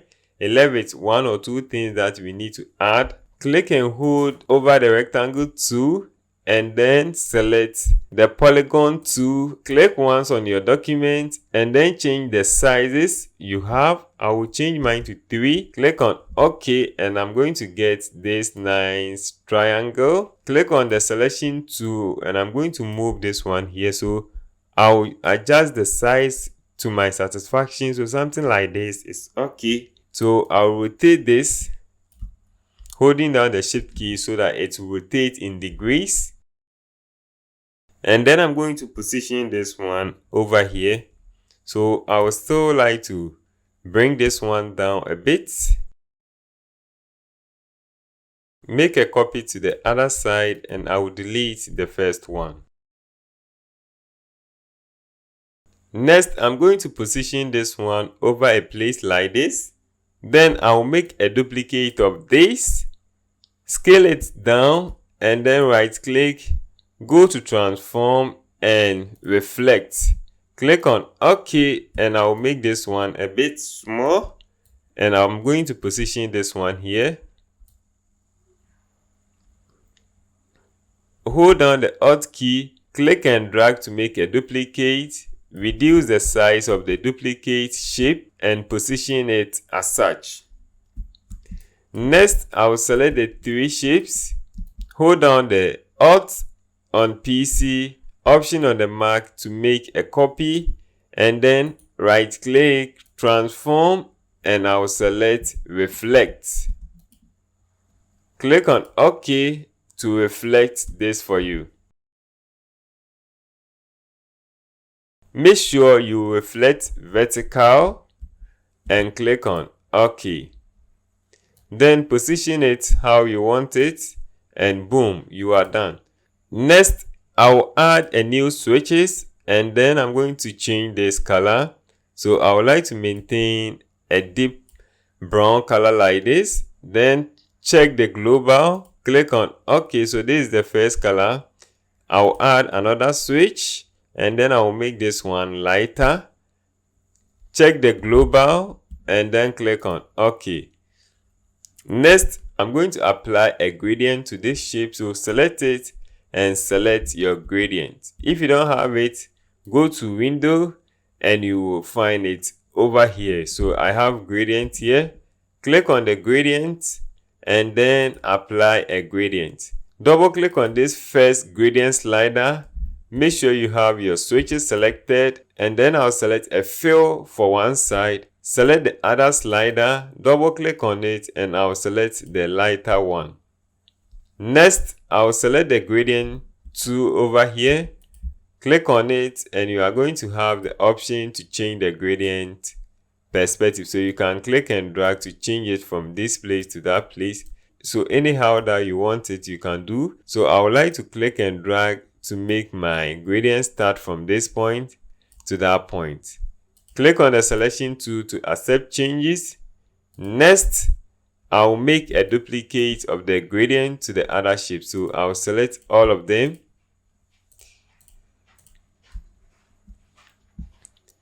And with the help of my eyedropper tool, you can find it here. Click on it, and then I'll click on the gradient, and the gradient is going to apply for me. Next, before we add our text, I would like to remove this shape that we have over here. Select the rectangle tool, and I will make a rectangle just to the edges of the shape, and then I'll select this shape and the rectangle. But before then, let me make a copy to the other side. So I will select this and that, and then with your Pathfinder, click on minus front. Then I'll select the second one. And if you don't have the Pathfinder, go to Window, and then you will see Pathfinder. Click on it, and it is going to open in a panel for you. And then subtract the front. Boom! We have our design for the certificate. Now let's add some text. Next, with the help of the text tool, click on it. I'm going to add some text. And then I'll increase the size of the text. And please, you can note down the font that I'm using. So this is the font that I've been using throughout the project. Let me change this one to bold or extra bold. Enlarge it, and I'll position it somewhere here. Next, I'll align this one to the center. Hold down the Alt key, click and make a duplicate. Reduce the weight to medium, and then I'll reduce the size. Double click on it and change the text. Align to the center and position it until you are happy with the final result. Next, with the help of the rectangle tool, I will make a rectangle, a small rectangle like this, align to the center, and then swap the fill for gradient by clicking on this small arrow over here. So when I click on it, you see it swaps the color to either a fill or for stroke. Next, with the help of the text tool, I'm going to add some text. Reduce the font size of this. Make sure it is aligned to the center. Select the shape, and also make sure this one is aligned to the center as well. Next, I will click and make a duplicate and change the text. I will also change the font to this one. You can note down the font that I'm using. Space your text to fill some space. Next, I'm going to add some line over here. So with the help of the line tool, if you don't have all these properties, go to Window and under Tools, make sure you have Advanced selected, and you are going to have access to all the tools. Click and drag to make a line, and then select the stroke and fill with your own color. Then I'll maintain 1 point for the stroke, and then I'll align this one to the center. And you can see anytime that you finish using any tool, we are supposed to select the selection tool, but we have a shortcut that I always use, and the shortcut is V. You can find it over here that the shortcut for that is V. So anytime that you see that my arrow changes from, maybe when I select the rectangle tool and quickly you see that this one have changed to the selection tool, is because of the shortcut. And you can even notice from here that I have clicked on my keyboard. Next, with the help of the text tool, I'll create a random text and then I'll paste something in it to fill the space. And I'm going to change the font. I'll use my font that I've been using throughout the project. Before you click on the selection to make sure you have this one is aligned to the center, and then align this one also to the center as well. Next, I will make a copy of the line that I drew over here. Then I will reduce the size of it, holding down the Shift key to keep it in proportion. Next, I'll add some text and I'm going to align them together and I'll position it somewhere here. Next, I'll make a copy to the other side and I'll change the text to a different one.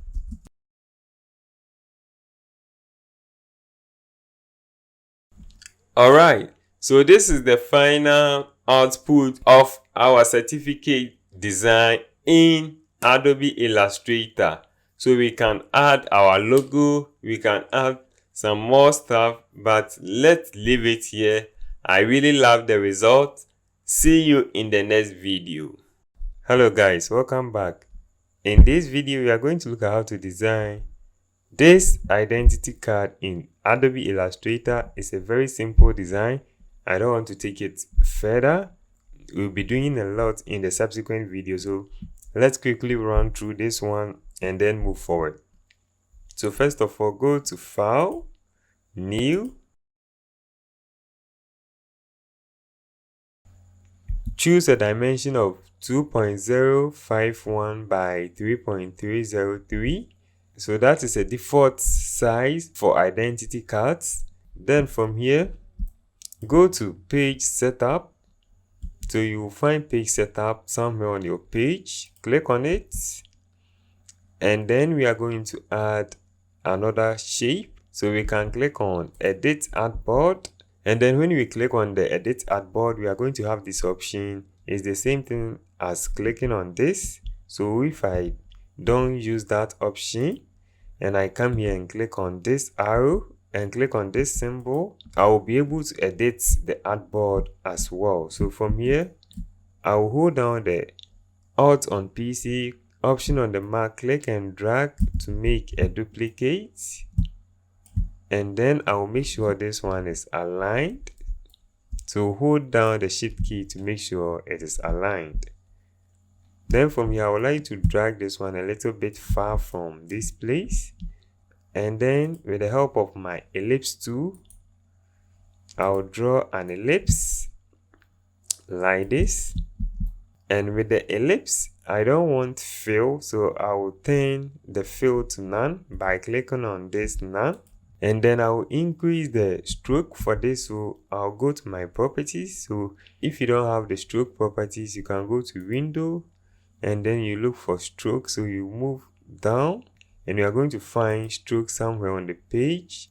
Then open it somewhere and then click on More Options or Show More Options. So you are going to have this, and you can use this one to increase the weight of the stroke. So you can also do it from here if you have the property Sheet. So increase to a size like 40 and then go to Object and then click on Expand.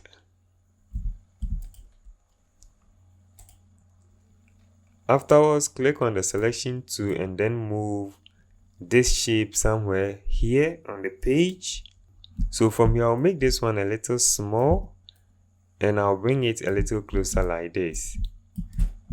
Alright, so from here, I'll go to my files, and please, I will leave this file somewhere on the page for you to download. You are going to get all these files. So open 6A identity card and drag and drop this model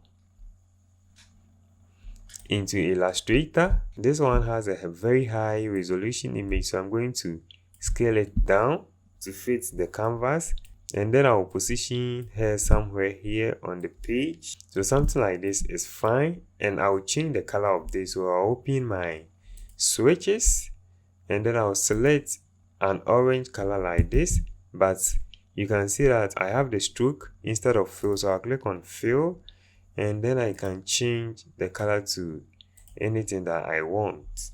So I'll maintain a color like this. So you can copy the color code, or so you can copy the CMYK percentages and you follow along using the same color. Then from here, I'll add a logo. So go to my files, click and drag and drop logo. I'll scale the logo down and then I'll position it somewhere here. So to zoom in like what I did, hold down the Alt on PC, Option on the Mac to zoom in, and then I'm going to add some text over here.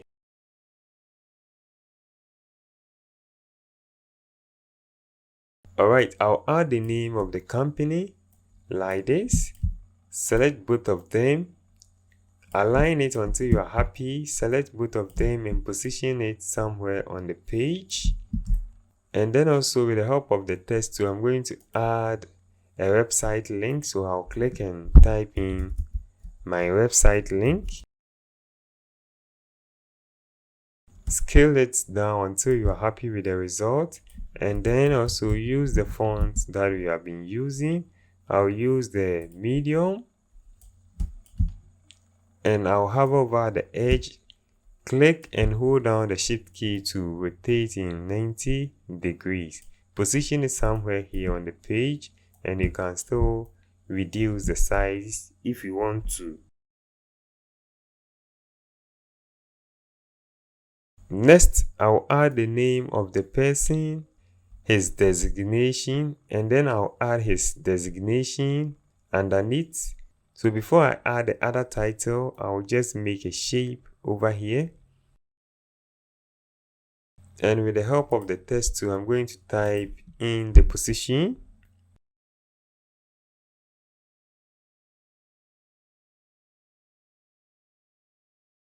Reduce the size to fit this area. We can hold down Alt and click and drag to make a duplicate, and we can add some unique codes for each member in the company. So you can add some unique number just like this. Reduce the size if you would like to, and then let's say this one is the ID card number. So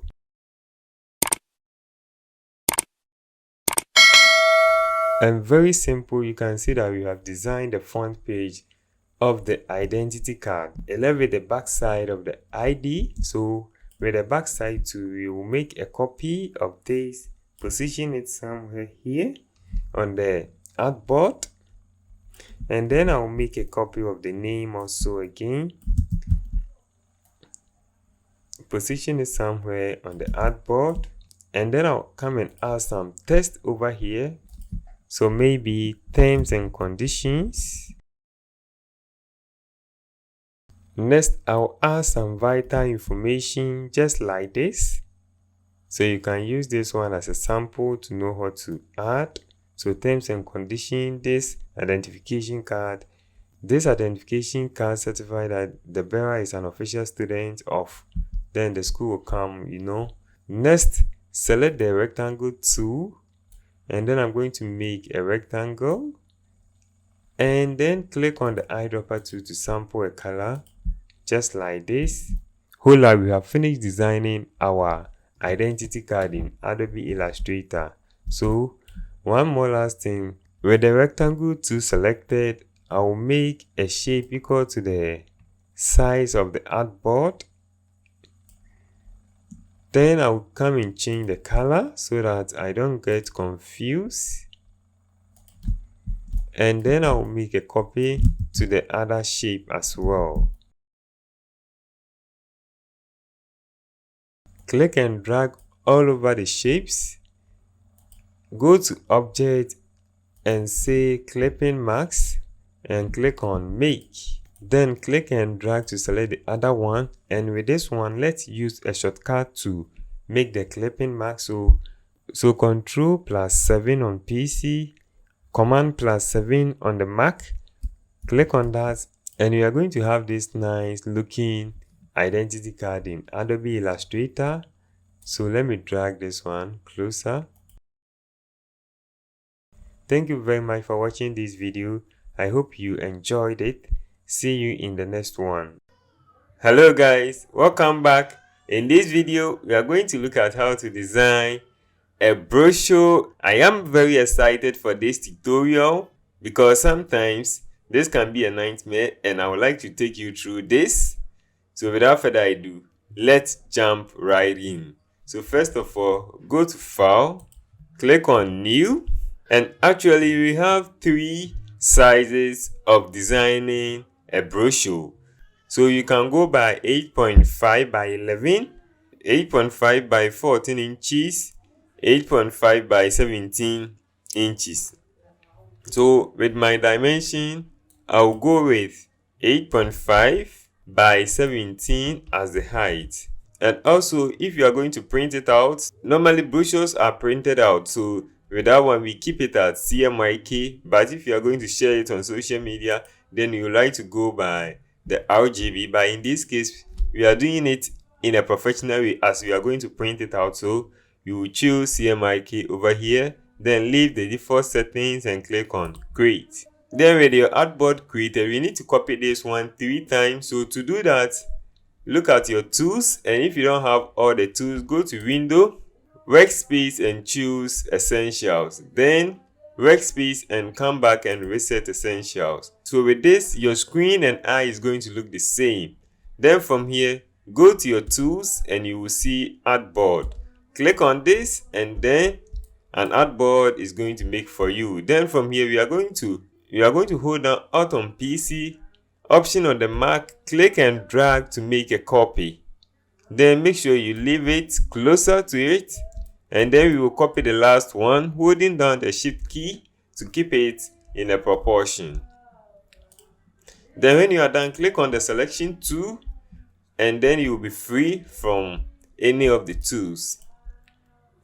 Then from here, if you are wondering how I am zooming in and zooming out, hold down Alt on PC, Option on the Mac, then use your mouse scroll bar to zoom in and zoom out, or you can use Ctrl- or Ctrl+ to perform this same task. Next, we are going to start with our design. So first of all, grab your rectangle tool and then make a rectangle like this.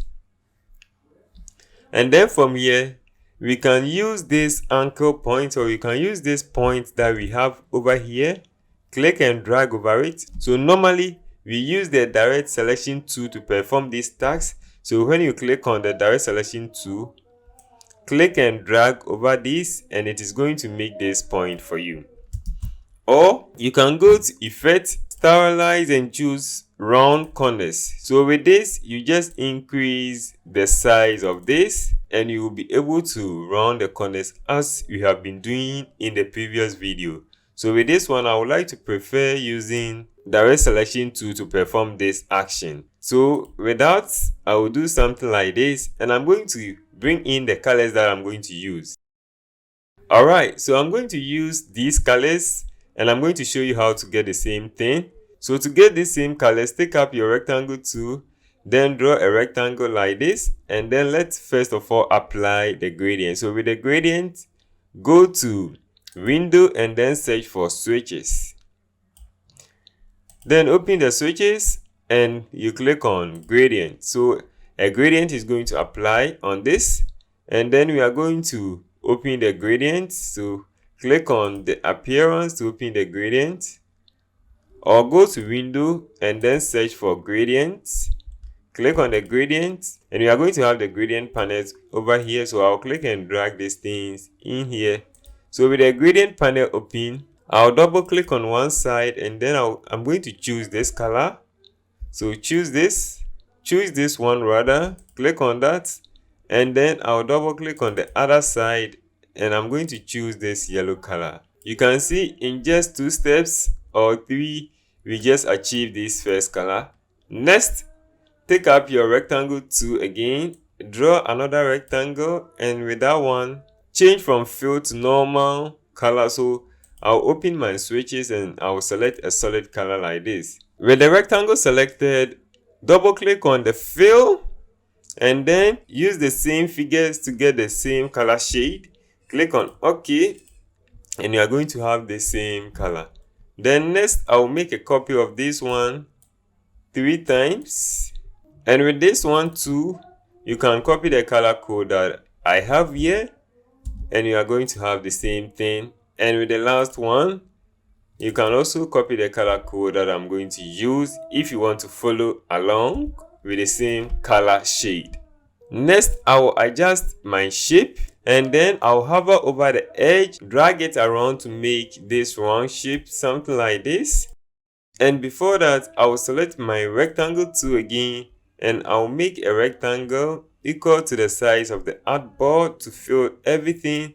And I'm going to select, with the help of the eyedropper tool, to select this green color, right click and send to back. Next, with the pen tool selected, I'm going to make a shape. So I'll click, drag and then click to make the shape that you want to make. And then with the help of the eyedropper tool, click on that and sample the color that you have chosen.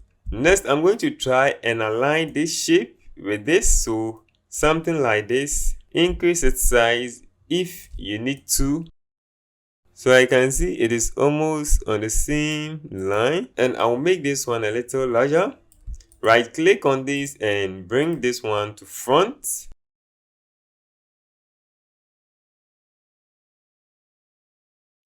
Adjust the size and the position of the rounded rectangle that we have here until you are happy. So when you are happy, hold down Alt or Option and click to make a duplicate. Then with a duplicate, we are going to select this color, and with this color, you can see its full opacity is this one. So I have reduced the opacity to 10% to have this nice effect. Next, with the help of the pen tool, I'm going to make a shape, another shape, just like this. And then I'm going to apply the same thing. Eyedropper tool, select this, and I'm going to get this nice effect. Next, I'll make a copy of this, holding down Alt or Option to make a copy. Position it on how you want it. Make another one. Make that one very big until you are happy with the result. Then I'm going to change the color with the help of the eyedropper tool. Right click on it and send to back. Right click again, and then so that this one is going to be above the underneath layer. Alright, so I'll position this until I am happy with the final result. Next, with this shape selected, select the eyedropper tool and click on your gradient, and you are going to get this nice color shade. Then you can pick up the gradient tool and then drag over your color to change the positioning or the angle of your gradient. So I would like to start the yellow to come from this side to the other side of the orange. Then anytime you finish a task, make sure to click on V to make sure that the selection tool is selected, or you can go and click it yourself. Any of them is acceptable. Next, I'll hold on Alt or Option, click and drag to make a copy of this shape and then position it on how you would like to have it. Right click on this layer and then bring to front. Or right click on this white shape and send to back. If you see it is almost back, click on this main layer and then send that one to back so that we are going to have this one on top of it. Next, make a copy of this same layer and make it very big as you will have it.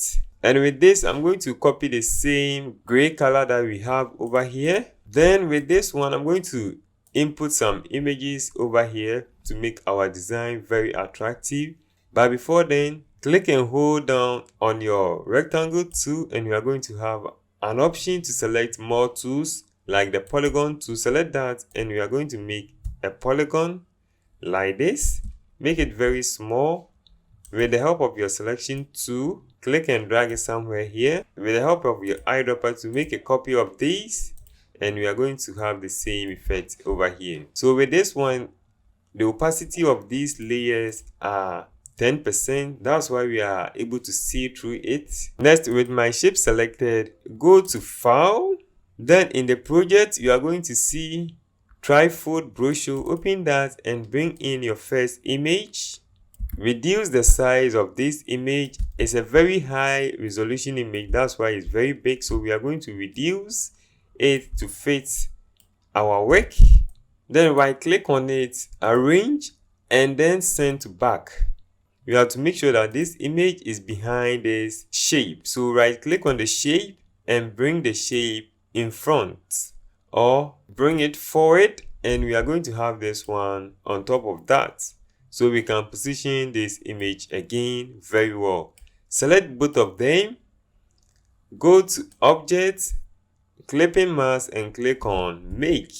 So with this, we are able to clip our image. Next, we are going to perform the same thing. So with my shape selected, go to Project, 7A, and drag this nice image. Leave it and resize it to fit the shape. Right click on it and then send to back. We will do this several times before we see that this one is behind that shape. Or better still, drag this down a bit and bring the shape front. Select both of them, and the shortcut to make the clipping mask is Ctrl+7. So when you do that, you are going to have the same action performed just by always going to clipping mask, and you can see we have the shortcut here, Ctrl+7. And if you want to release the clipping mask, you can hold down Ctrl+Alt+7 and you are going to release the clipping mask. Undo. Then to select only our image and edit that, search for the layers, open the layers, and then you will see our group. Open the group. Select your image by clicking on this small circle to make sure it is very active, and then click and position it very well as you would like to have it. Next, we are almost done with our design, but we want to see how we are doing. So select the rectangle tool, then make a rectangle equal to the size of your artboard, and then Ctrl+A to select everything and Ctrl+7 to make a clipping mask. So far so good. This is how we have been doing. So from here we can add our text, and then from here we can conclude on this project. Go to your project and you will see logos and icons. Open that and you are going to have these icons and the logo that I use for this project. Position the logo as you would like to have it. Before we continue, let's learn how to create this simple logo that I did.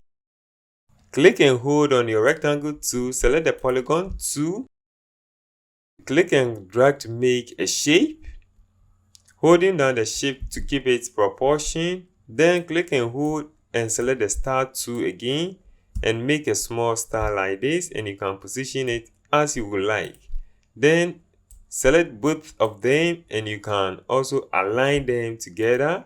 So align them to the center Then with both selected, with the Pathfinder selected, click on minus font and you are going to have this nice logo. Or with that, select both of them and then look for the shape builder tool. Click on that and you can see when I hover over this, you can see this one is trying to add. So to subtract from that, hold down Alt on PC, Option on the Mac, and click on it. You see that it turns from plus to minus. Click on that and it is going to remove that area for you. We will dive more into this, so don't worry, be patient and we will get there. So this is how you can go about this simple logo that we have here. I would like to change the color and then I will make a copy and drag it over here. Next, I'll add my text that I would like to use. So this is the text that I'm using for this project. Ctrl+Alt+7 to release the clipping mask, and I would like to adjust this shape. It's not looking good to me, so I would like to adjust it and position it very well. Next, I'll add some headline and a text over here, just like this. Then I'll also add some contacts of the company over here. Then open the icons and logo and drag in these logos. Leave it here and we are going to make this one very small. And I'm going to position this one over here. So you can position it as you would like and you will be good to go. Then another headline and a text also goes here. Then from here, I can also add some symbol to make this one stand out. So a symbol like a polygon 2, giving it a white fill. Then I'll make a copy to the next one. So next, I'll click on Ctrl D to repeat this several times. And then I'll position it very well if I didn't get the result that I was looking for.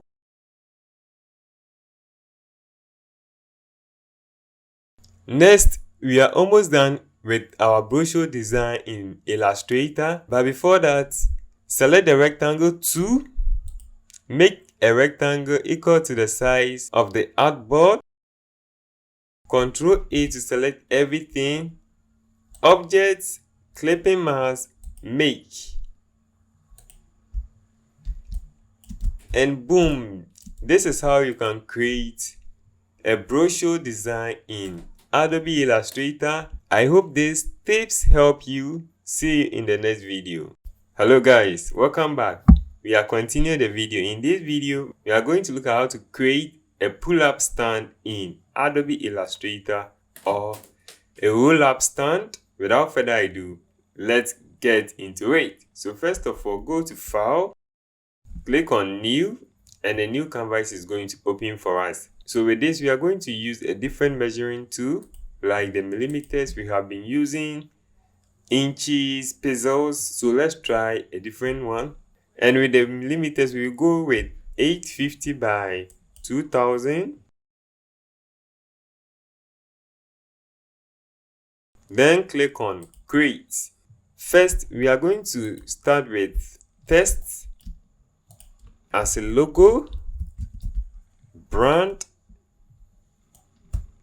increase the size, and I would like to change the font color for this. Use red. Then my text tool, character, so I can find it at type character, Ctrl T for shortcut, and I'll be using this font so you can notice the font. I'll be using the bold for this one. Increase the size of it. Then my website goes here. Increase the size of the website.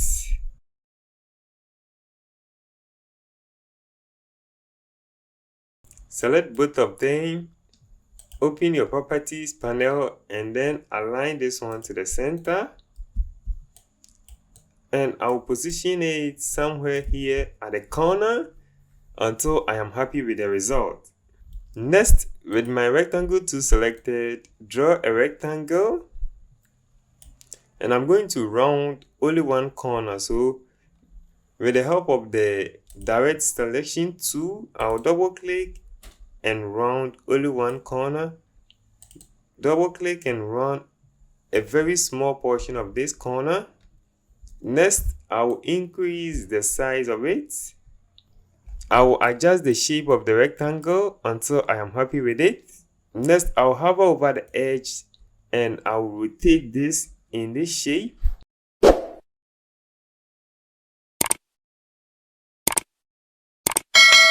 Next, with the help of the direct selection tool, I'm going to adjust this point until I am happy with the result.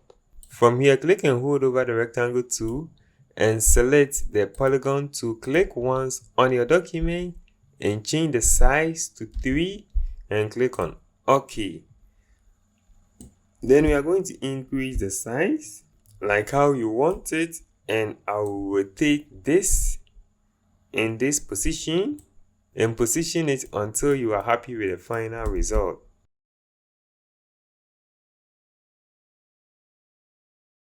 Next, with the help of the direct selection tool, I'm going to make another anchor point over here. Double click on it to create this nice effect. Select all of them and position it like how you want it. Next, I will make a copy of this shape by holding Alt or Option. Click to make the duplicate. Select both of the shape and with your Pathfinder, click to unite them.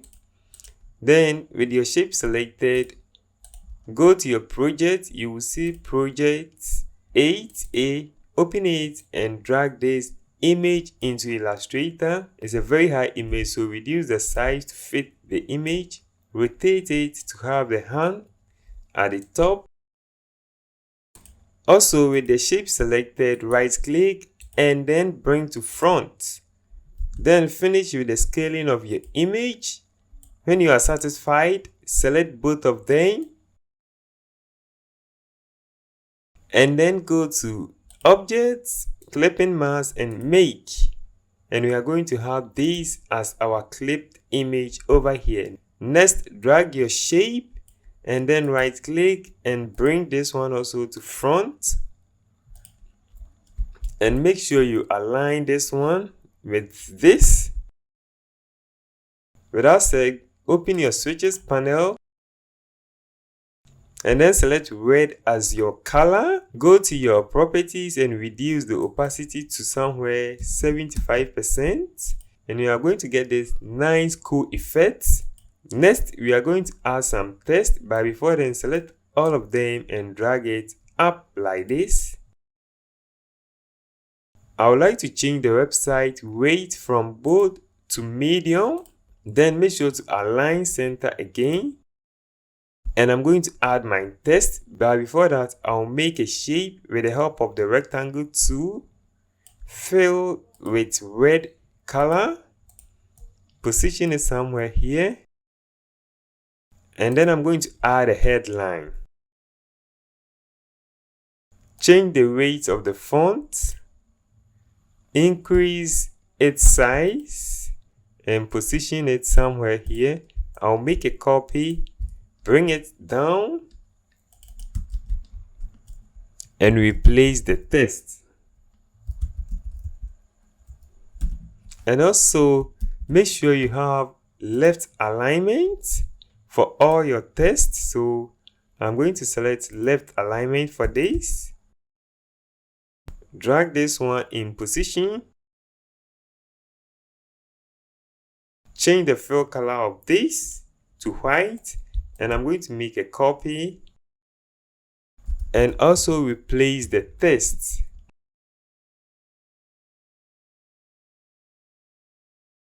From here, select all of the text and increase its size if you would like to, and also position it as well until you are happy with the final result. Next, grab your rectangle to make a small tiny line like this and Also, with your switches open, select a gray color like this one. Zoom in and I'll make a copy holding down the Alt or Option. Then Ctrl D to make the copy several times.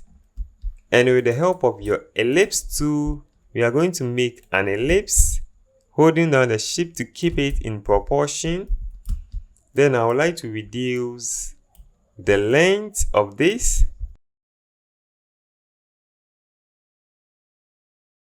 I will only click and drag to select my lines, Ctrl J to group them and select all of them, and I'll align them to center. Next, go to Object and make a clipping mask, and we are going to have a result like this. I'll make a copy of this, holding down the Alt or Option on the keyboard, rotate this, and I'll position it like this. Make a copy to the other side also. And also, if you like, you can select both of them and reduce its opacity to maybe 80% if you would like to have some cool effects. So let me reduce the opacity to 50 and I'll be fine with it. Next, I would like to change the font weight of this from extra bold to bold. Make a copy of this text, replace with new one, and I'll change the weight to regular italic, reduce the size to maybe 90, or let me increase its size a little bit. Make a copy and also replace the text. And I'll change the fill color of this to red to throw more light on that. Next, I'll grab the rectangle tool to make a tiny line like this. And with the help of my eyedropper tool, I'm going to make a sample color of this and position this over here. So I would like to reduce the size. Make a copy of this text and replace with new one. I will change the weight of this font to bold, and then I will change the color of this to throw more light on the text. So change the color of this to black. Click on the selection tool and apply changes. Next, with the help of my rectangle tool, I'm going to make a rectangle or a square shape like this, very small.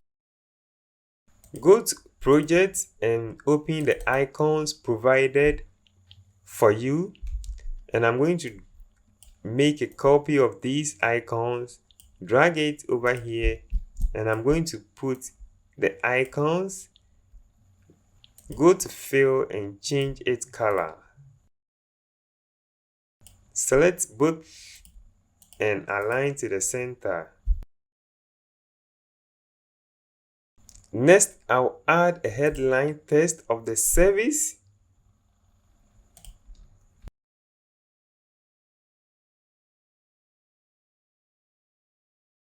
Then, with the help of my text tool, I'll make some random text. Go to Type and then fill with placeholder so that I'm going to have more text. Increase the size a little bit and position it until you are happy with the final result. So this is how it looks now. Select both of them and I'm going to align all of them so that it will be on a straight line. Select both of them and I'm going to make a copy holding down Alt or Option. Select them again, hold down Alt on PC, Option on the Mac to make copy, drag it to the other side. If it is too large, I can select all of them and reduce the size as well. Then I will replace this shape change the fill color, right click over it, and then bring this one to the front and change the color, going to the fill and apply a new fill color. So I will do the same thing to this. Right click, bring to front, move this text, change the fill color, and then I will apply the same thing, resize it, and boom. So you have to take your time to resize all the shapes so that it makes your work stand out. I'll hold down Alt or Options to make a copy of this line, and then I will drag it to this side. Then I'm going to add some contact information, so I can bring this one a little down, select all of these a little down, increase the main headline, position this one very well. So my headline will come here. Alright, so here is my text, and lastly I'll add another text using the rectangle to make a shape. Fill this one with black, and then I'm going to select the text that I have beneath. So I have some text which I can see. Alright, so right click on the text and then bring to front. And you can also memory the shortcut for the front, Shift Control plus the right bracket. So the shortcut to bring this one to front is Shift Control plus the right bracket on your keyboard, and then we are going to have this one on top just like this, and I'll position this one over here, make the box a little bigger than usual, and I'm going to close the space, it's too big. I'll double click on this to make a round corner over here, and I'll apply the same thing to this place, and then a very tiny one to this place as well. Then change the fill color to red, and then Ctrl O to make the whole artboard to fit the screen so we can see everything that we have done. Next, with the help of your rectangle, to make a rectangle equal to the size of the artboard. Then Ctrl A to select everything, go to Objects, Clipping Mask, and Make. Wow, so this is our final pull-up stand design in Adobe Illustrator. Hope you like this one. See you in the next one. Hello guys, welcome back. In this video, we are going to look at how to design a wedding invitation card in Adobe Illustrator. Without further ado, let's jump right in. So first of all, go to File, click on New, and let's create a new artboard. So we will go by A5 and A5. We have the width as 148 and we have the height as 210. Make sure you have millimeters selected, then click on Create. From here, a new artboard is going to open for you. Go to your project files and look for wedding invite, and then open the flowers and the color shade file provided. We are going to use these materials to design our invitation. So I'll first of all click and drag these two flowers, and then I'll position them as such. So I'll bring this one here, scale it up to fill some space. When we are happy with it, do the same thing to the other one.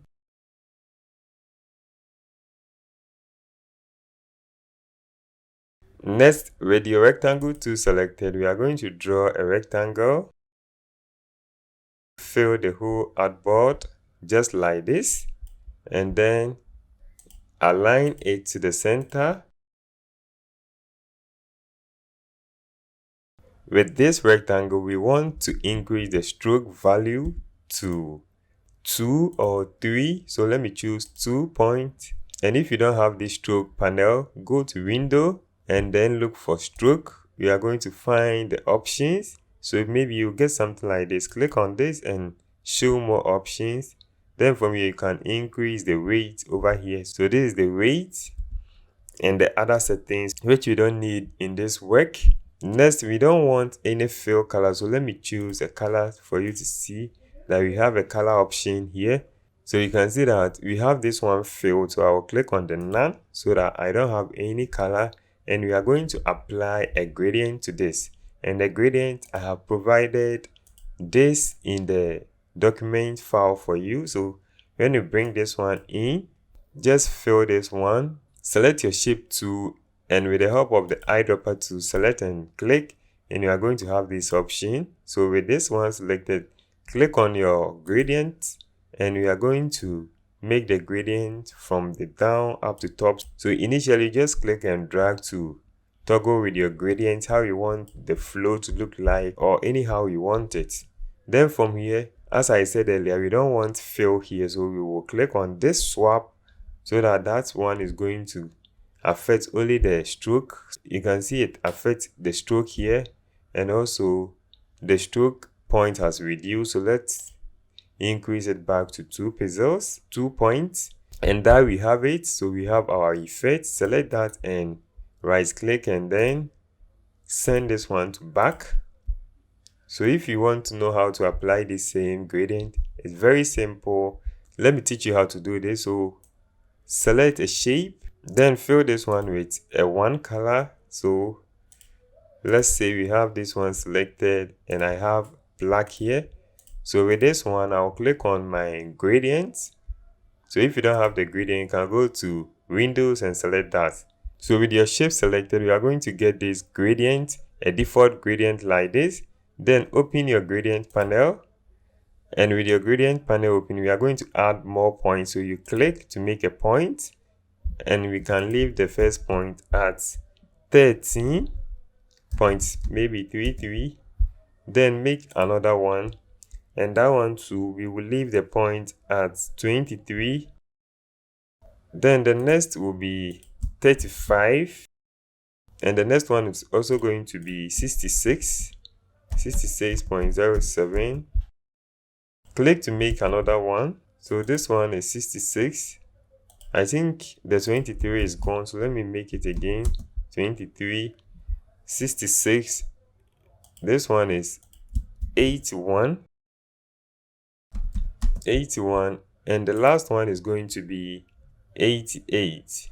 So highlight and replace the position with 88.66, and that we are going to get this cool effect that we have here. So what left is to change these colors. So first of all, we will open our switches.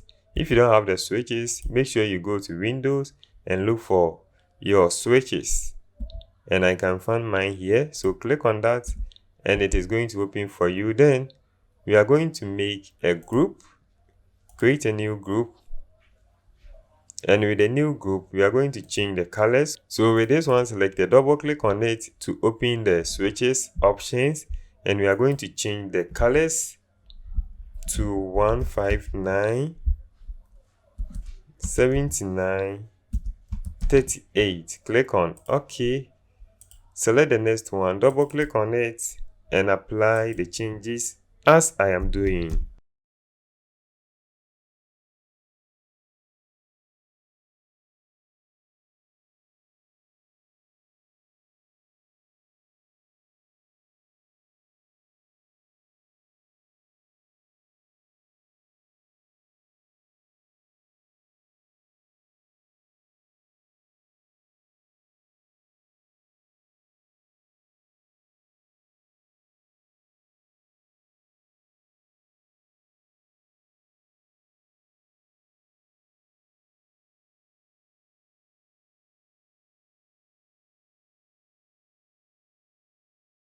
So with these color codes, we are going to use this one to apply the gradient. So open your gradient again, and then we will change the values for this. So double click on this and select the first gradient.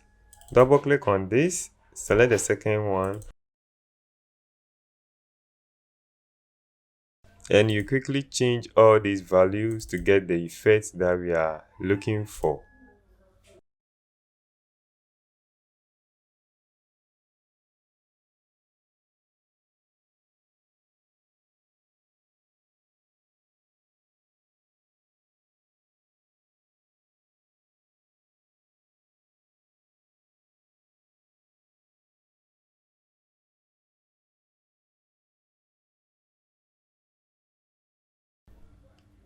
Apply the last gradient, apply the last shade to the gradient, and boom, we are going to have this effect. When I open it up, you can see we have this that I have leave it here for you if you don't have time to make this one.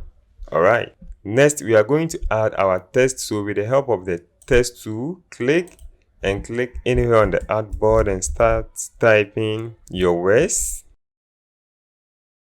And we are going to use this font, which we have been using throughout our project, and there will be a link somewhere on the page to download this font.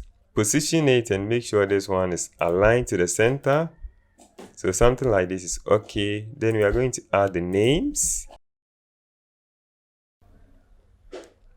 And with the name, we are going to use this font. So I'll copy the font's name and I'll come and replace it here.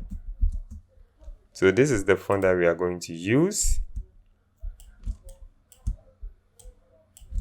So here is the font name. You can go to the internet and download this font as well. So here is it. Make it very big until you are happy. I'll make a copy of this text. Replace it with another one. And make a copy of the bright and also change the name of that. So select both of them and I'll also make it very big. Position it as you would like it.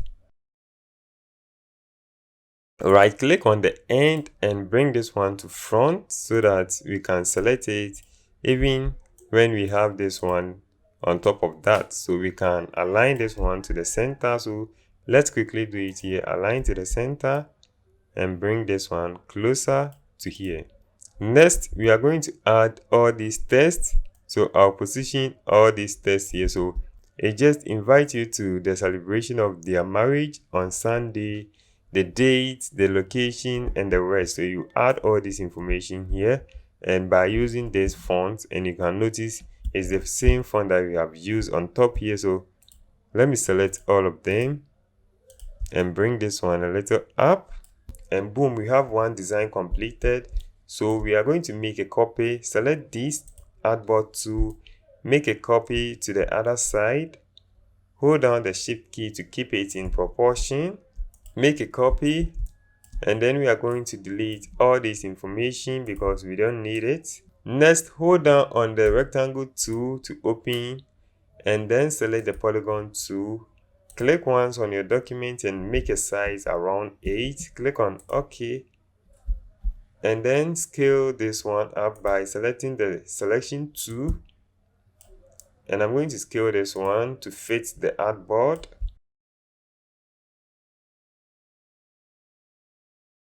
Then I will also apply a stroke. So select your stroke and apply a color to it. Just pick any color for now and increase the size of this. Then from here, with the help of the eyedropper tool, select and make a copy of this. Click to swap the colors and increase the point of the stroke to have something like this. Then we want a color for the fill. We don't want an empty fill, so I will change this one to white so that we have color inside. With your rectangle tool selected, we are going to make a full rectangle, or click once on your document and type in the size 148 by 210, and make sure you have this one aligned. Select none for the stroke, and then with the fill, we will select a gradient like this. Right click on it and send this one to the back.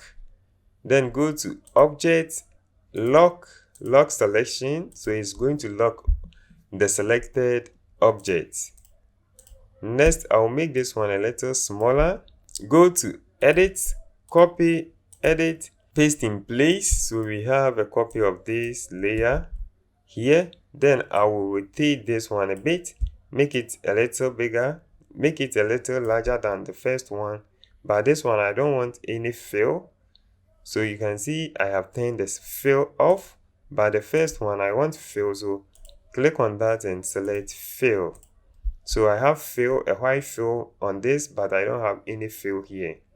Alright, from here I'll open my flowers and I'm going to bring in these flowers. So select this, move it here, and then I'm going to place this one here, make it a little bigger. Next, right click on this flower and send to back. So when we send to back, you can see we don't have anything selected. Select that, right click and go to arrange and bring forward, so that we are going to have a shape that we created. Next, I'm going to hover over this and then rotate it just like this, and I'm going to place it somewhere here. And if you want your flower to go beneath that, select and send this one to back, and also select that and bring forward, as that we are going to have this one beneath this and that. So from here I'll select this name, make a copy, right click on it and bring to front, and then I'm going to make this one smaller.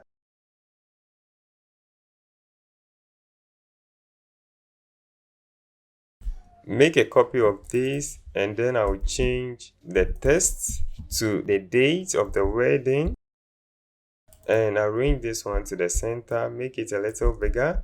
So I'll change the color of this one to a brown color. So double click to open my fill, and then I'm going to use this color code for that. Click on OK, and boom, we are done with our wedding invitation card design in Adobe Illustrator. Hope you like the final output. Then from here you can save it. See you in the next video. Hello awesome people, welcome back. In this video we are going to look at how to design an envelope in Adobe Illustrator. So without further ado, let's jump right in. So first of all, go to File. We are going to use this dimension for the envelope design. Make sure you have inches check here, and then set your width to 9 and set your height to 4. Then you can choose to name your document over here as envelope. You can see what I've done here. Click on create for a new artboard to open for you. Then we are going to create something like an envelope. So this is going to be the whole design, but I would like to add some features to it to make it stand out. So first of all, to get our design ready, grab the rectangle tool, click once on your document, and remember the width was 9, and let's choose 0.5 for the height. Click on OK. Then with the selection tool selected, click and move this one over here, and you can choose to use the alignment to make this one aligned. Then make sure you have stroke to none, and the fill change to any color that you wish to. I'll pick one of these color shade like this one. Next, I'll grab my line tool and I'm going to make a line. So we are designing the envelope just like this, very simple. With this one, make sure we have the stroke on top and fill the stroke, and I'll increase the stroke to 2 or any point that you feel is okay for you or you are happy with the result. So with something like this, let me bring some part of this in. Alright, so with something like that, I'm going to add my logo, the name. So go to File, and in the project file, you are going to see envelope. Open that and you will see icons and information. Click on it, double click on it to open, and we have our logo and the information over here. I want this tutorial to be fast, that's why I've already typed this information. So I'll click and drag, and then I'll make sure this one is aligned to the center. Then Ctrl G to group and click on the alignment to center this. Next, I'll go for the addressee. So the person that I am sending the envelope to, I'll leave that information here. Next, I'll add my email and my website if you have any over here. So this is going to be it. And please make sure you bring this one a little up so that we avoid some pad cutout when printing. Alright, so initially these are the colors and the things that we are going to need on our envelope design. So to make it look like an envelope, I'll grab my rectangle tool, click once on your document. I'll keep the width as 9 inches by 1.25. Click on OK, and then I'm going to sample the same color, and then I will use the alignment to align this, and with the selection tool I'll manually click and drag this one in place. Then with the help of the direct selection tool, I will click on it and select a point. Then hold down the shift key and use your arrow keys to move it twice. Then I will do the same thing. Click with the direct selection tool, hold down the shift key and use your left arrow keys to move it 2 times, and we are going to have this kind of shape. Next, with the direct selection tool selected, click on this and we are going to have these points. So I'll zoom out. So first of all, with the direct selection tool, I'll click on this to select it and hold down the shift key to select this point as well. Then I'll click and move this one to make a nice round corners. Next, with the help of the rectangle tool, I'll click once on the artboard. I will leave the width at 1 and the height as 4, and then I'm going to position this one here until I am happy with the final result. So with this one too, with the help of the direct selection tool, I'm going to click on this and move this one down 2 times, holding down the shift key. The same thing, click, hold down the shift key, move it with the arrow keys 2 times. Then from here I'll make a copy. So to make a copy, hold down the Alt or Option, click and move to make a copy, and then right click, transform, and then you will see reflect. So click on reflect and we are going to get this. Click on OK to accept changes, and boom, we have our 2 sides also ready. Next, I'll perform the same thing. So with the direct selection tool selected, I can select these points and that guy, move them to have these nice round corners. So to avoid doing the same thing, I will delete this one, make a copy to the other side, and then I'm going to reflect this one as we just did. So the same text. Next, with the help of the rectangle tool, click once on the artboard, and then I'll make the width 9 as against 2.75. Click on OK. Then I will move this one manually to position this like this one. So with this shape selected, I would like to apply white shade to it, and then I will apply a black shade as a stroke on this. So I will have this nice effect. So very simple. This is how you can design an envelope in Adobe Illustrator. Hope you enjoyed it. See you in the next video. Hello everyone, welcome back to this class. In this video, we are going to look at how to design a birthday flyer in Adobe Illustrator. So without further ado, let's jump right in. So first of all, Ctrl N to create a new artboard, and then I will choose a square dimension 600 by 600. And since we are going to post this on the internet, I will choose RGB, and then I will choose 300 ppi. Click on create. A new artboard is going to open for us. Alright, we are going to use these colors for our design. So I will select this and double click on here, and you can copy the color code. It's here. I will do the same thing. Select this one and you copy this color code. So when you copy the color code, you just make a rectangle like this and you open this. Then you simply type in or input the code and you get the same color. Next, with the help of my rectangle tool, I'm going to make a rectangle equal to the size of the artboard. So I'll click once on the document and type 600 by 600 since I know the size is 600. Then I'll open my properties and align this one to the center. Next, with the help of my ellipse tool, I'm going to make an ellipse holding down the shift key to keep things in proportion. Then I will add a gradient to this, so I'll click on the gradient to add a gradient. I want a radial gradient, and then I'll change this color and sample this color. So I will double click on this, and then I'm going to get these switches, but I will take this color picker tool and select the color that I want. So in this case, I want this. Then I will double click on this one too. With the help of the color picker, I'm going to pick something like this. Then from here we can see we have a nice shade, and what we can also do is that we can reduce the opacity of this side a little bit, maybe 80, so that we can get the flow that we are looking for. So let me go like 50 and see. All right, I like how it is. Next, I'm going to create a small circle to put at the background. So we are going to learn how to apply a pattern to our work. So with the help of the ellipse tool, I'm going to make a small ellipse. I'll zoom in, and then I'll make the ellipse like this, very tiny one. And with the help of my switches, I'll select white over here. Next, I'll right click on this transform, and I will see transform each, select that, and with the horizontal movement, I will choose 10 pixels. Click on copy to make a copy. I can see the space is too much, so I will delete that and I will try again. So let me change the movement to 3 pixels. Click on copy. All right, then Ctrl D to do this several times. Select all of them.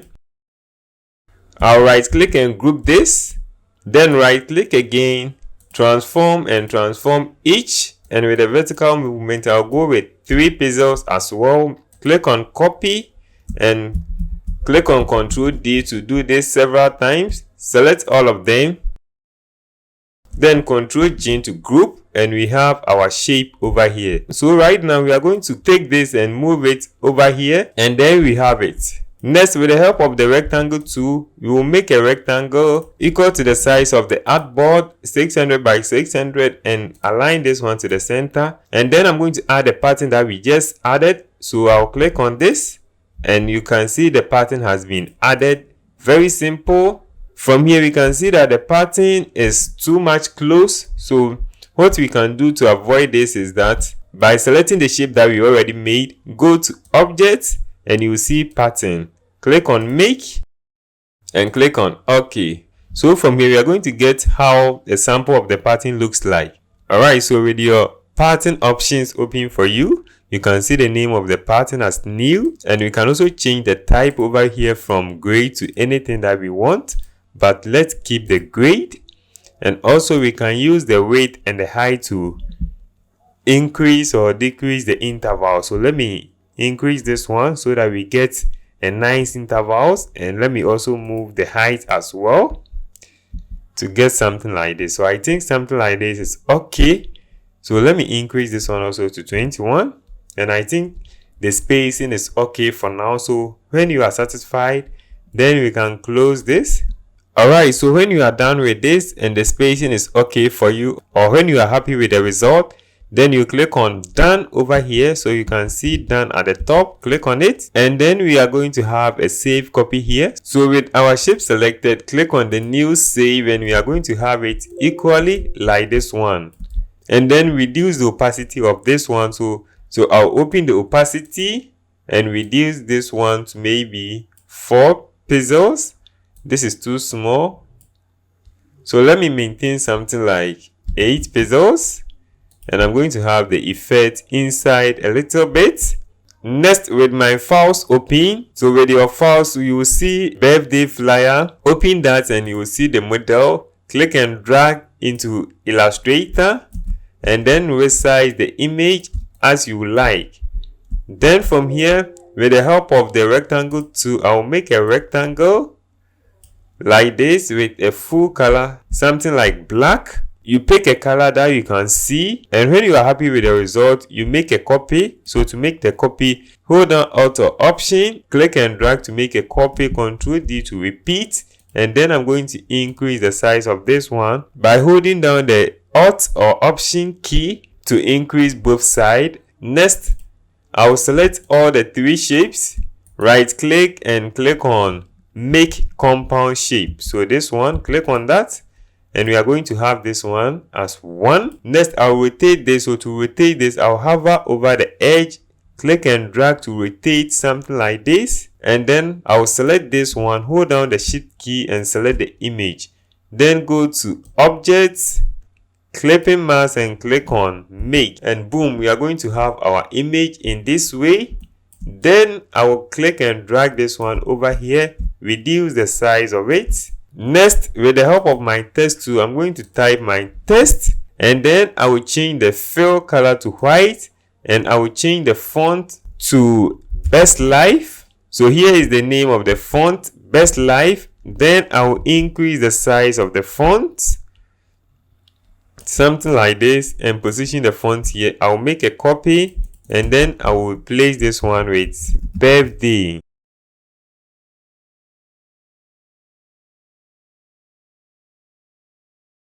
Next, I will apply a shadow to this. So go to Effects, Stylize, and then click on Drop Shadow. Then maintain these figures and click on OK. So we can see the difference now. Happy birthday. Then I will add a different text that I want it to be on this. So I will select all of them and position them as well. Alright. So this is going to be the final result of our birthday design in Adobe Illustrator 600 by 600 pixels. Align to the center. Ctrl A to select everything, and then Ctrl or Command +7 to clip everything into one, and then we will save the final project. Thank you very much for watching this video. See you in the next one. Hello lovely people, in this video you are going to learn how to create a poster design in Adobe Illustrator with a cool text effect. So without further ado, let's dive into it. So first of all, I'll create an artboard of a square dimension 600 by 600 pixels, and then click on create. Next, with my project files open, so project 12, you will see poster design. Click and open and drag this dark shade image into Illustrator, and then align the image to the center just like this, and I'll drag the image a little bit here and also scale it to my satisfaction. When I am happy with the final result, select the rectangle tool and I will make a square dimension of 600 by 600. Click on OK, and I will align this one also to the center. Then I will select none for stroke, and with the fill shade I will double click on it, and I will use this RGB code 41140 and click on OK. Then I will reduce the opacity of this to 80%. So if you don't have the appearance, you can go to window and you might see appearance. Select that and you are going to have this option to toggle with the opacity and everything else. Next, I will click and drag to select all the image. Go to object and then lock the selection. Then from here, I will select the ellipse tool and make a circle. And with the circle, I'm going to divide the circle. So with the help of the line segment, I'm going to make a line, change the fill color to white so that I can see it, and then go to edit, copy, and edit, paste in place. Then from here, I'll rotate the second one, and I'm going to align this one to the center. So align this one to the center, and I'll also align the circle to the center. Select everything, but before then, let me change the color of this to black so that I can see it. And with my Pathfinder open, if you don't have it, go to window and you might see the Pathfinder. So here is it, the Pathfinder. Click on it. You are going to have it open somewhere on the artboard for you. Then select the divide. So from here we can see that this one is being divided. Right click and ungroup the divided area. So this is it. We can see everything is divided. Next, with the help of the arrow keys on the keyboard, I'm going to move this one a little bit up and left. So Do this, and when you are happy with the final result, we move from here. Next, I will select all the shapes. So select the first one. With the help of the Shift key, select all of the rest, right click and convert or make a compound path so we can have it as one. Go to your files and drag in the same image. Then I will reduce the image to fit my choice. Next, right click on it and send this one to back. Next, I'll right click on this image and send this one to back. Then I'll select the image and position it as you want it. Next, I will select these two shapes with the help of the Shift key and reduce the size of it.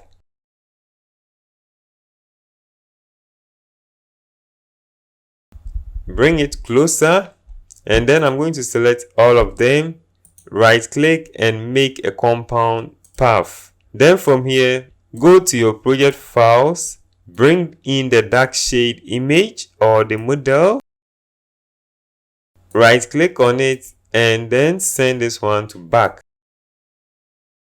And position the image as you want it, and also reduce the size if you would like to.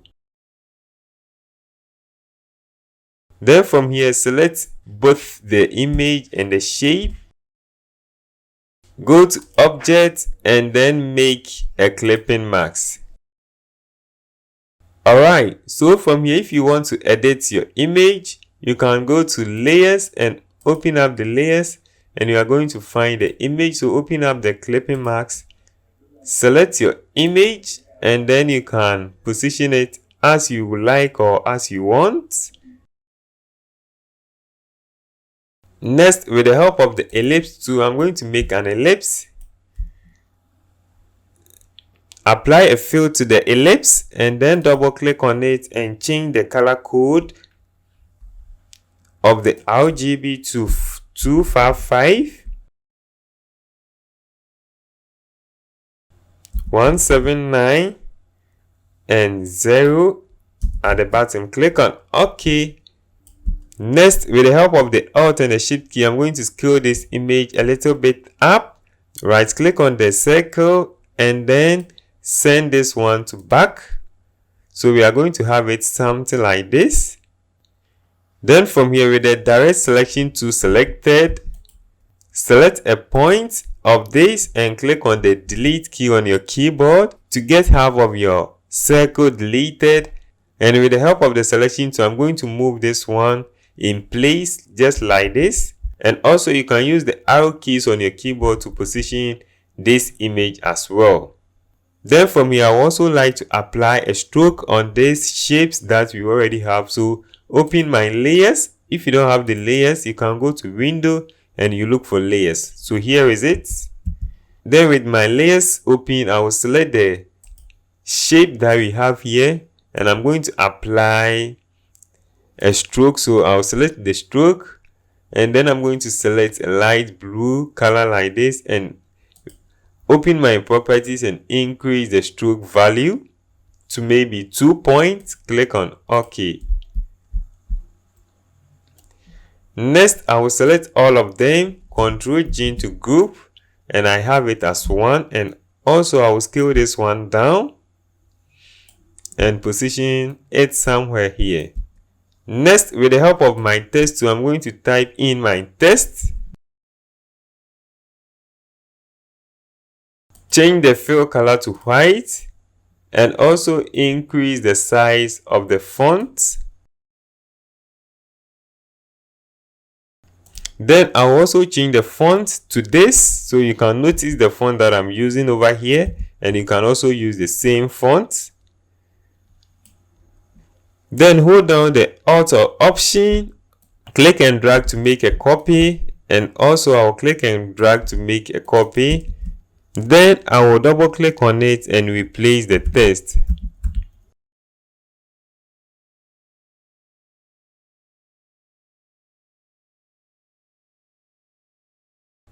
Next, I will select all the text, go to type, and then we are going to create an outline. So here is it. Click on it to create an outline. So the outline means we cannot edit this text again. Then from here, I will select the line tool and I will draw a line just like this.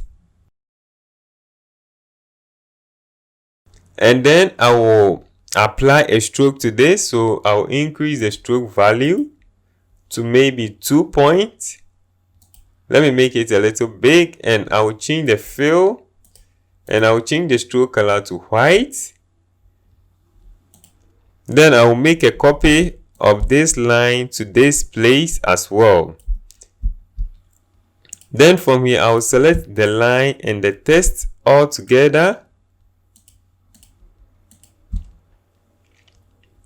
And with my Pathfinder open, so my Pathfinder open, click on divide, and we are going to have this divided. Right click on the text and on group it, so that we are going to have each one separated. So from here, I will select all the text holding down the shift key. So this is the first text, Ctrl G to group. And then I'm going to do the same thing here.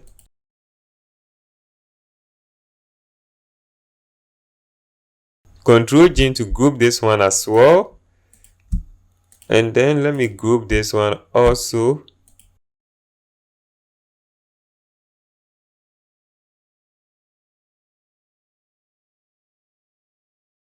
Alright, next I will click and drag this one into this place. And also I'll click and drag this one also into this place. Then from here, I'm going to apply a gradient to this. So select my gradient and apply a gradient to this one. And with the gradient, make sure you have it on the fill and turn off the stroke. We don't want anything on the stroke. We just want to have the effect on the fill, not on the outline.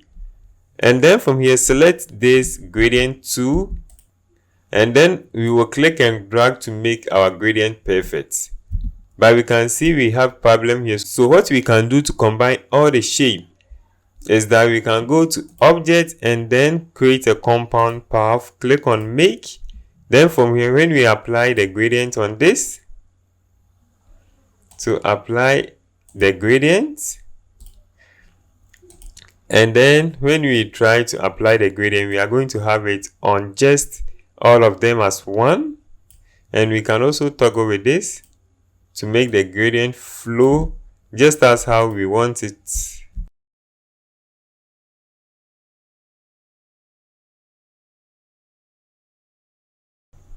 So we will just apply the gradient in a way that we want. So something like this is okay.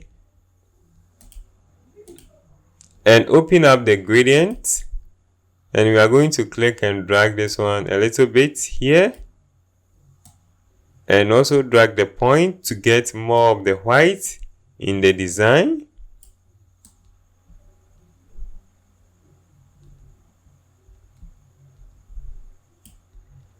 Alright, so then from here we are going to do the same thing to this one. Go to objects and then make a compound path, apply the gradient, and with the gradient tool we are going to apply the gradient as we would like to have it.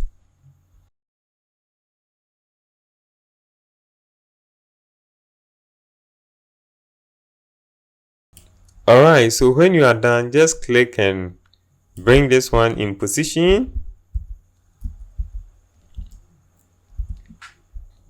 Then I'll do the same thing for this.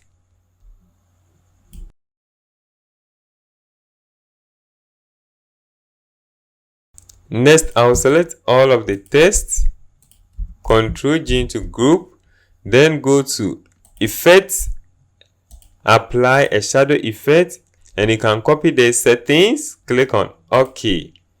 Then from here, we are almost done with this. So what we will do next is to apply or add some text. What we will do next is to add some text over here. So I'll input some text, fill with white, and then go to type, and I'm going to input some field text.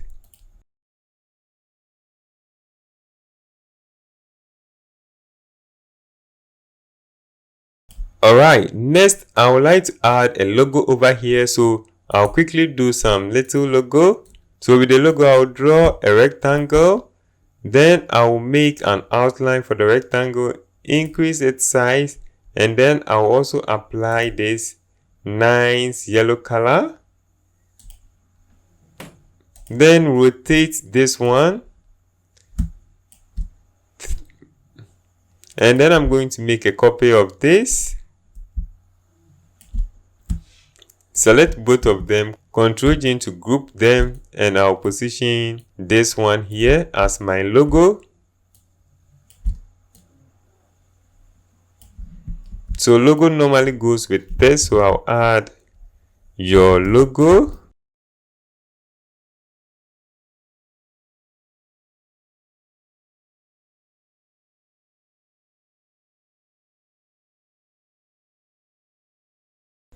Insert your logo over here, and then also we are going to add this effect. So I'll make a small ellipse and then change the color to white. Then I'm going to make a copy over here, Ctrl D to do it several times. Select all of them, make a copy, Ctrl D to do it several times, select all of them, and I'm going to group this. And also reduce opacity to maybe 20%. And I'll make a copy of that shape over here. And boom, that brings us to the end of this design. So finally, go to Object, Unlock All, and then I will create a rectangle equal to the size of the artboard. That's 600 by 600. Click on OK. Align center, Ctrl A to select everything, go to Object, Clipping Mask, and click on Make. And finally, this is the output of a poster design in Adobe Illustrator. See you in the next video. Hello lovely people, in this video I'm very excited to share with you how to design logos in Adobe Illustrator. I'll be taking you through one or two examples so that you can start working on logos. You should have an idea of what you want to do, and a logo can be anything. So with just even a letter or just a shape, you can make a logo. So when I select my rectangle tool and create a shape like this, and I give it a fill color like this can be a logo for somebody, and you just add a name. So with this shape also, I can make this one a little bigger, then rotate this one. So hold down the shift key to rotate in degrees, so 90 degrees, and then I'm going to click on the swap so that I'm going to have an outline, increase the outlines, and then make a copy to the other side. And with this one, we have also created a logo in Adobe Illustrator. So all you need to do is to add your information, and also a letter can also be a logo. So maybe your company name is All Print Media, so you can type in AP. So this is initially going to be the logo, and maybe we change the font to something bold, and then we will add the M. So with the M, we will type only the M in small caps.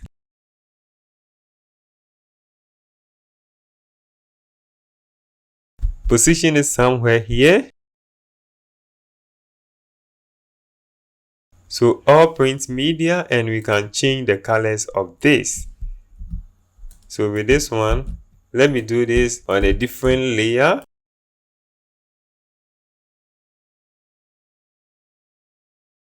So I can change the color of this one to something like this.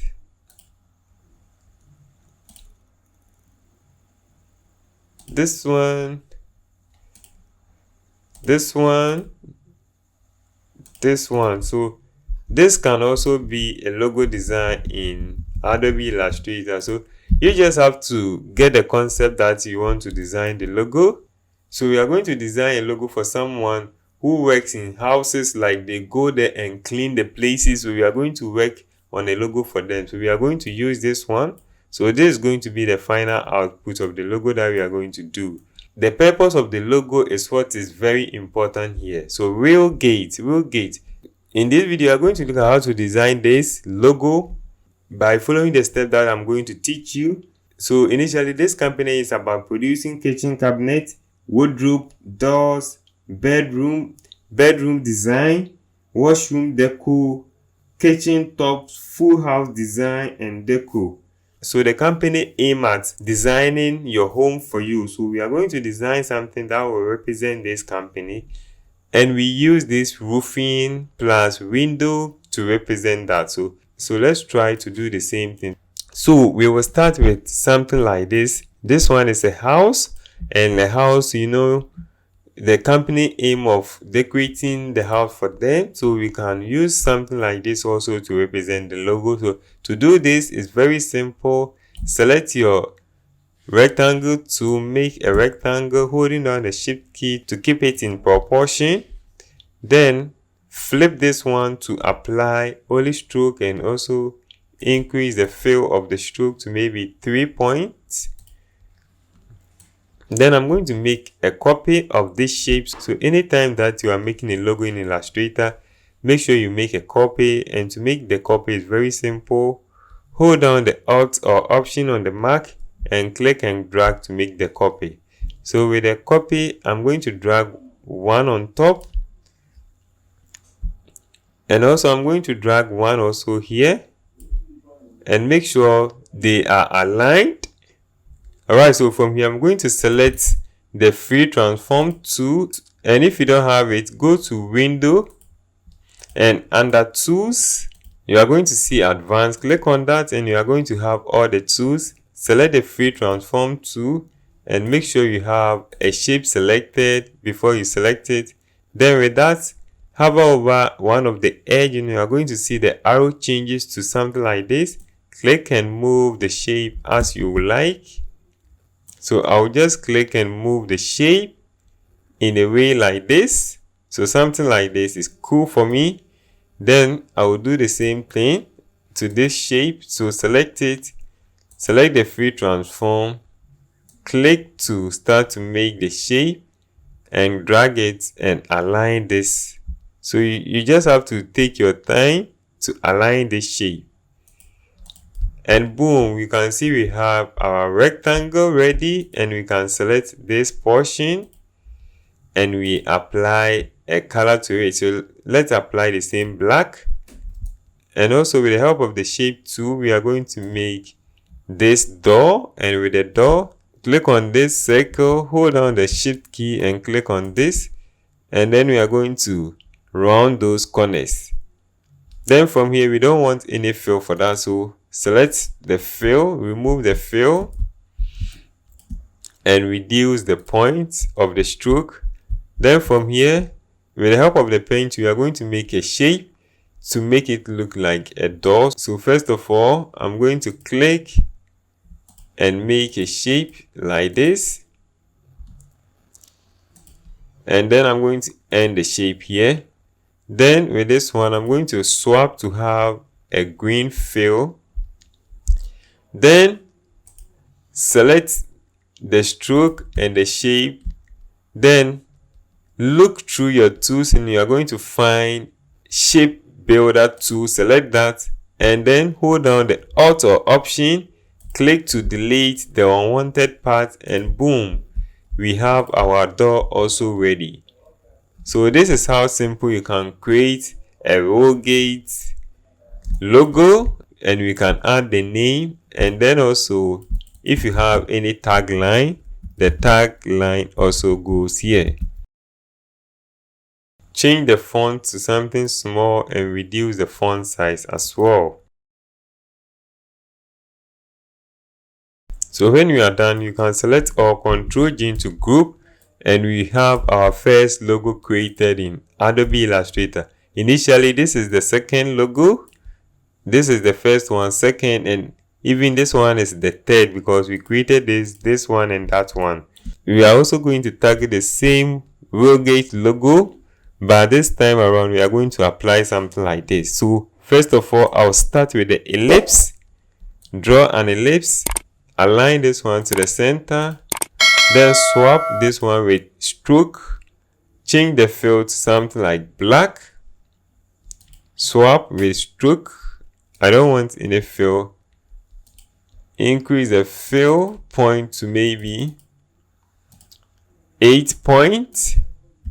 Increase the size of the ellipse, and then from here, with the help of my rectangle tool, I'm going to make a rectangle. Then rotate this one in 90 degrees. I'm going to make a copy of this, so hold down Alt or Option on the keyboard, click and drag to make a copy, just like this. Ctrl D to repeat. We want it as 3 times. So when you are happy with the final result, click on your selection tool. And boom, this alone can be a logo for us. So let me copy this one aside. And you can see that this one is even a logo for us. And also I will make a copy of this shape over here. Then I'll click and drag this one in place just like this and make this one a little bigger.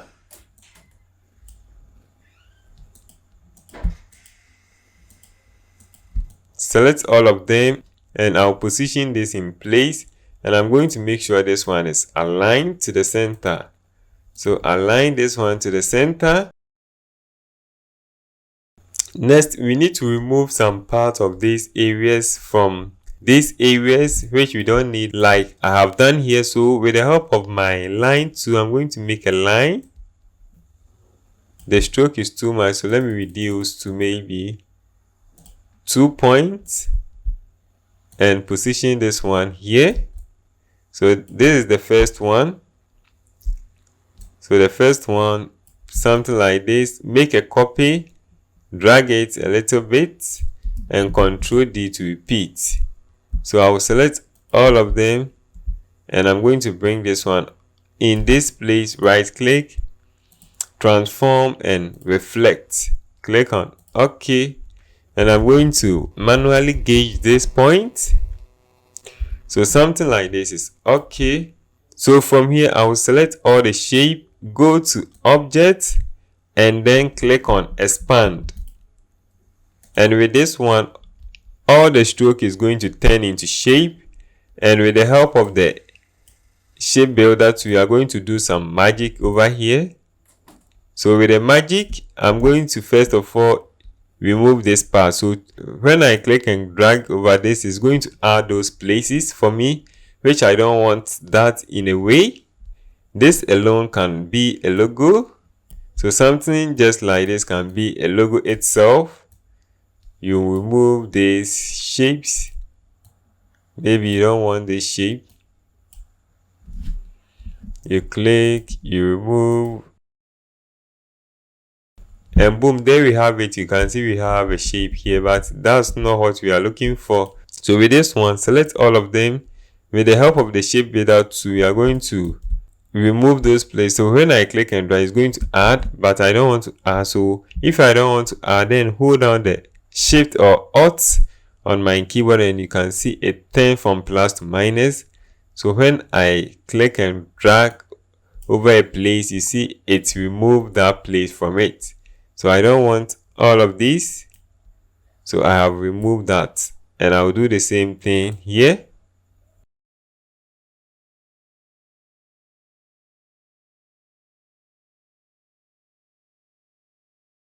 Alright, and the second one, so I don't want this place, so I'll just hold on the Alt or Option on my keyboard and remove those places as well. So when you make a mistake, Ctrl Z to undo. Remove all these places. I don't need them.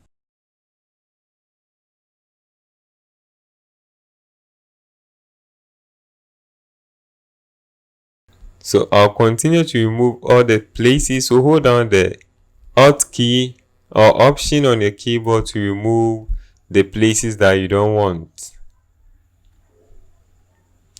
So these keys, I want this place, so I'll click on the Alt and click on that place to remove it. And then I'm going to remove the excess, which I don't want also. So the same thing goes here. Hold down Alt or Option, click to remove, and do the same thing to remove all the shapes as well.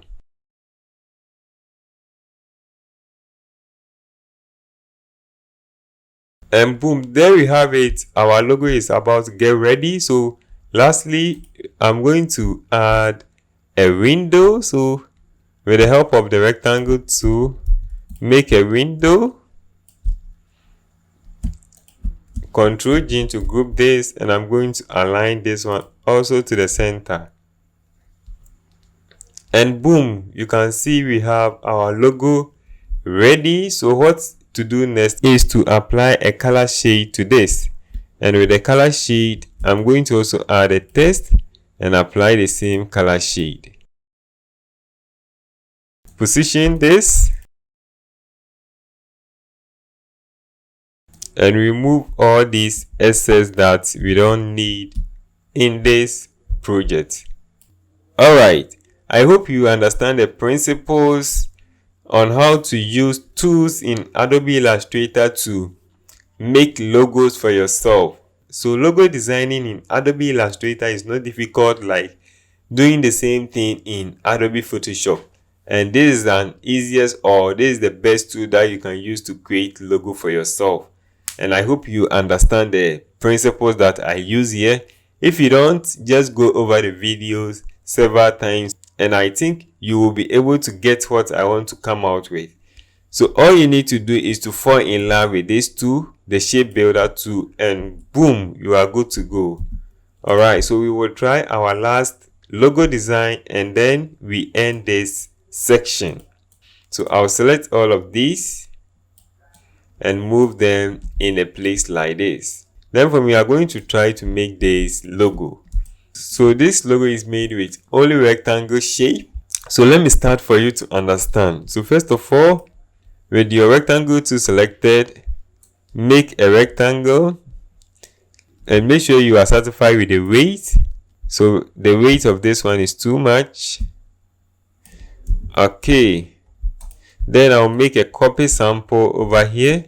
Then I'll click and make a copy and also make sure I love the interval or I'm happy with the interval. Then from here, Ctrl D to make a copy several times, 6 times. So 2, 4, 6.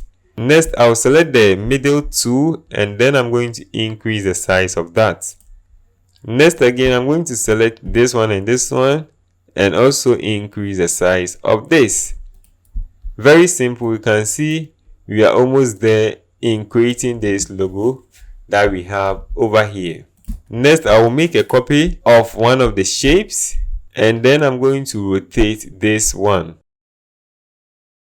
So hover over the edge and rotate this one, holding down the shift key to keep it in proportion. Then click and drag this one in position, just like this.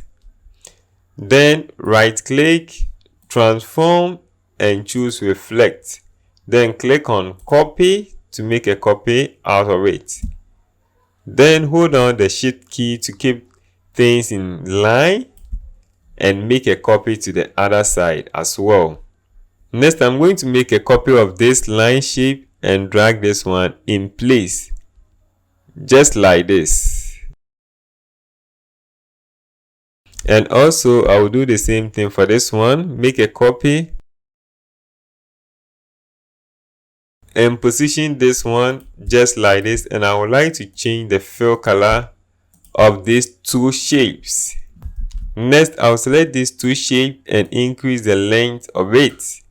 Then I'll select all of them and with the help of the shape builder tool, I'm going to remove the parts that I don't want. So with that selected, I'll hold on the Alt or Option on my keyboard and I'm going to click and drag to remove those places that I don't need. So I'll remove the areas that is red in color.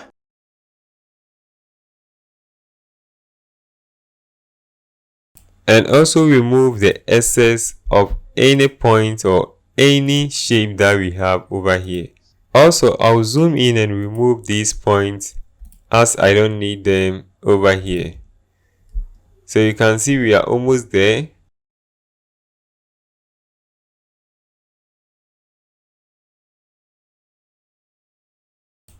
Next, I'll select these two shapes and increase its length. Select all of them, and with the help of the shape builder tool, I'm going to remove this excess which I don't need again.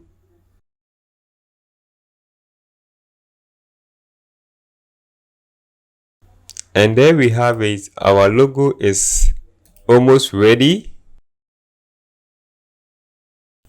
Select all of them, Ctrl G to group, and then we can align this one to the center. So what left is to put this line at the top. So I'll make a copy of this and then rotate this one, and I'm going to move this one in place and also align this one in place.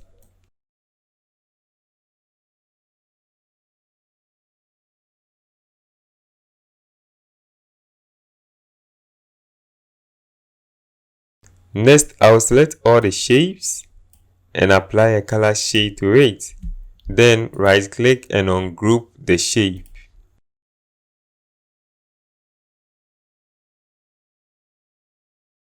Then I'll select these two lines and apply this nice gold color to it. Alright, so in simple, this is a TM logo that we have designed this in Adobe Illustrator. Thank you very much for joining me on this section. See you in the next video. Hello guys and welcome back. In this video, we are going to look at how to create a 3D effect in Adobe Illustrator.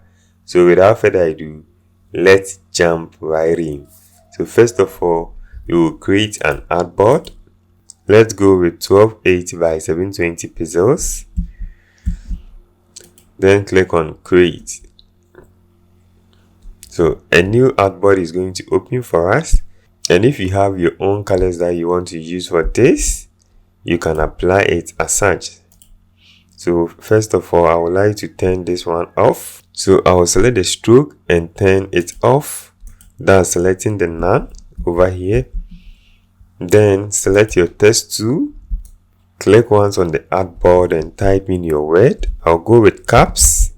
Hello world. Then Ctrl A to select everything and align this to the center. And also I'm going to increase the size of this. So I will type it in like 200 points. So let me go like 300 and I will be okay. And I would also like to change the font.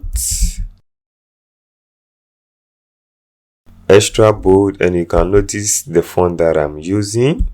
Then I'll use the spacing over here to reduce the leading between them. So I want the text to come together so that I can get the flare that I want. So something like this. And so I'll use this one to bring the tracking so that the text will also come together as one. So something like this is okay. Then click on the OK button. Then from here, I would like to scale this one a little bit down and make sure this one is what centered. Alright. Next, with my rectangle tool selected, I'll create a rectangle of a size by 1280 by 720 to cover the whole artboard and align this one to the center. With the selection tool selected, right click and arrange, and I'll send this one to back. Then let me change the text to something like this. And also I'm going to apply a gradient to this text. So select my gradient, select on the gradient to apply the gradient, and then I'm going to use a gradient of my choice. So I'll double click here and select my first gradient. So let me go with something like this, and then double click on this also to apply a different gradient. Next, with my rectangle tool selected, go to Object and lock the selection. Next, I'll select the text, go to Edit, Copy, Edit and Paste in place. And then I'm going to scale 1 down, change the fill color to something like this so that I can see it. Right click on the text and arrange and send to back. Then from here, with the help of the shift key, I'm going to select both of the text, or you can just click and drag over it. But first of all, I'll select this first text, or you can click and drag to select both of the text. Go to Object, click on Blend, and then select Make. Next, I'll go to Object again, Blend, and choose Blend Options. Then from here, the spacing, I'll choose Specify Text, and then I'll select this box and start increasing the value using the arrow keys on my keyboard. So the more the value, the smoother the edges of the 3D is going to look. So I'll go with 500. Just type in your figure and click on OK. So boom, we can see that we have created our 3D text in Adobe Illustrator. So this is a simple way that you can apply a 3D effect in Adobe Illustrator. I hope you enjoyed this video. See you in the next one. Hello awesome people. In this video, I'm excited to share with you how to design this product in Adobe Illustrator. So without further ado, let's jump right in. And after we design this, we are going to use a mockup in Photoshop to create this cool effect or examples so that we can share with our client and see the final result. Alright, so let's get into Illustrator. Go to File, New, and choose a size of 1280 by 720. Click on Create. A new artboard is going to open for you like this. Then open up your project files, and project 15, you are going to see product design. Open that and then drag the sketch into Illustrator. So for example, any box that you want to design your product on, you put that on paper and you make a sketch like this, and then after you take a picture of it or you scan it and import it into Illustrator. Then when you bring it here, go to Edit, go to Object, Lock and Lock Selection. Then we are going to use tools to make this shape. So first of all, I'll grab the rectangle tool and I'm going to make a rectangle equal to the size of this place. Then secondly, I'll take up my pen tool and I'm going to make this line. So I'll click, hold down the shift key to keep it in proportion. Then when you are done, click on Escape so that you move out of the line. And also select this shape. You can see we have white fill, so click on No Fill for that, undo, and click on None so that we are going to see the lines. Then let's continue with the pen tool. Click, hold down the shift key to make a point, click on the Escape to remove and start a different one.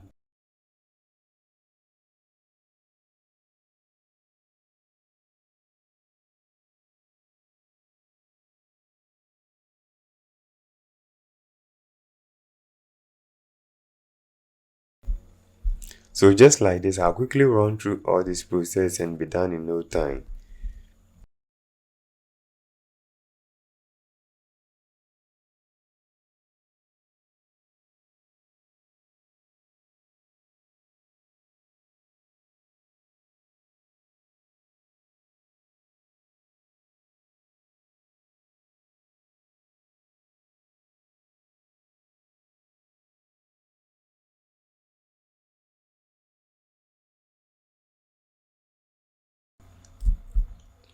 Then from here, with this place and that place, I'm going to draw a shape.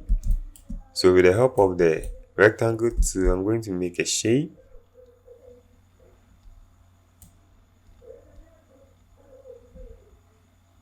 Just like this.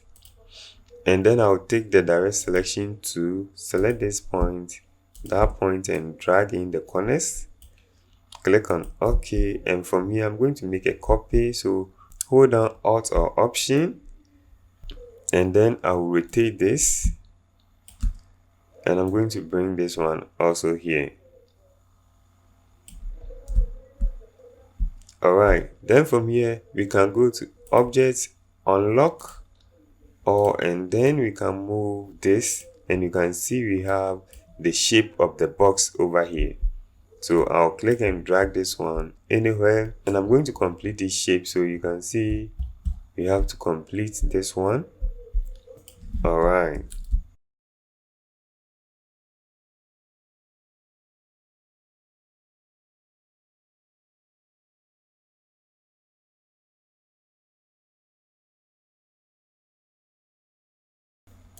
Next, I will select all the shapes, and with the help of the shape builder tool, I'm going to erase any excess that I don't want.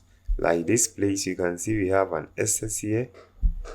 So first of all, before we can erase the excess, go to Object and expand the shapes so that all the stroke is going to turn into shape. So click on Fill, and then we are going to have the access to erase the places that we don't want. So you can see very quickly.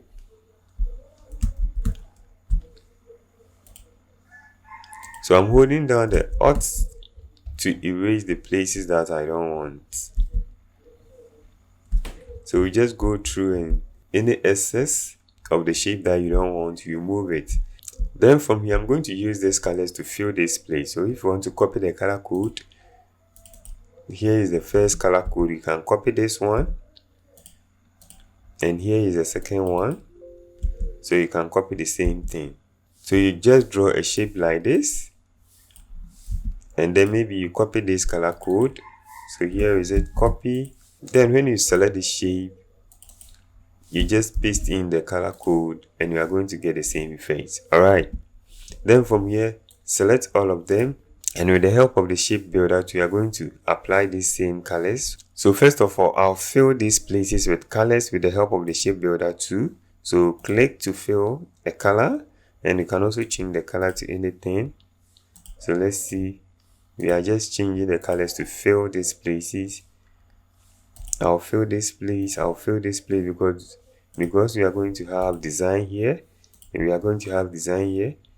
All the places that I have left, we are not going to put any design there because at the end of the day, those places is going to be hidden, and we don't need any design there. So from here, click on the selection tool, and then from here we can have access to change these colors as we want. But before then, select all of them, right click, and you see it is group. So ungroup that so that you can select each of them.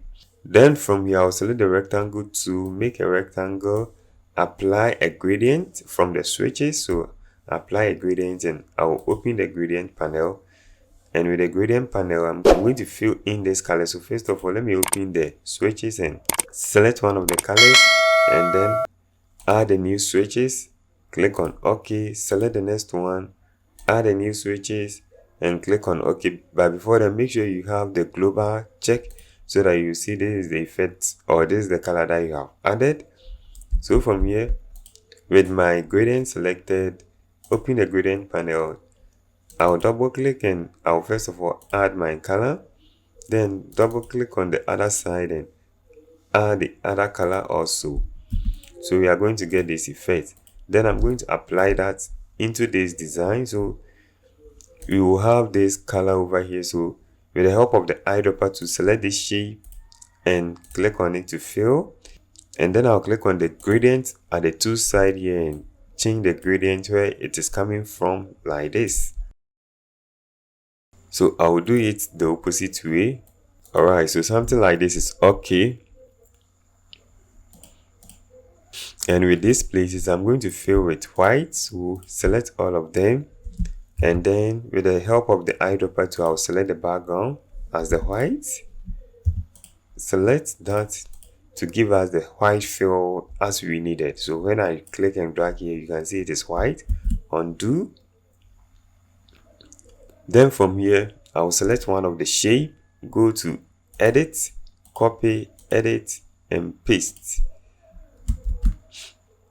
Edit and paste in front. So with this one, I can click and drag to make a shape over here.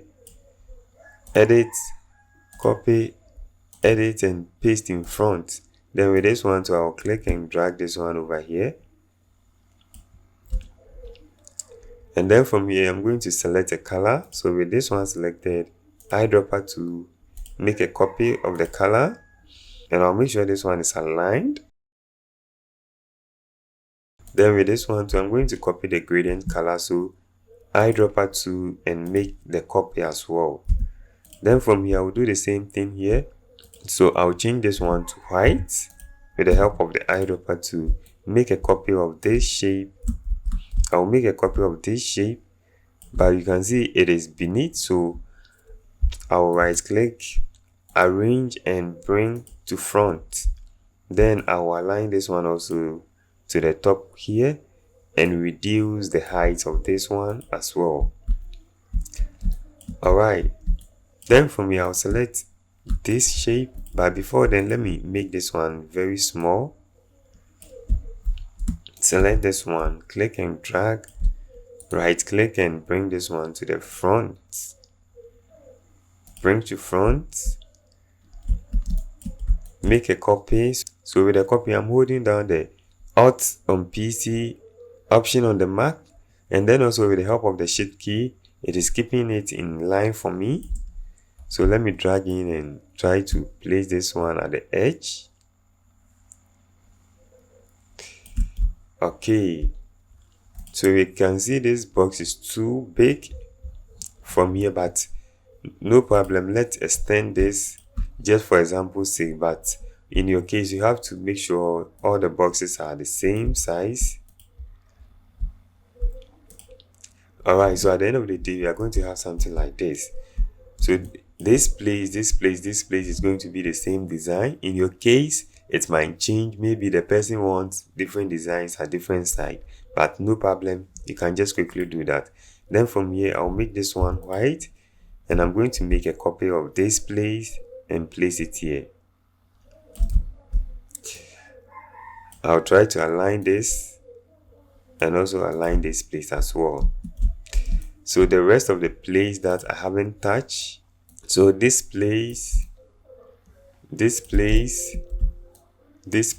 all of this place is not going to have any design, as I said earlier on. So let me put this one over here too, for you to know that we are not going to put any design here.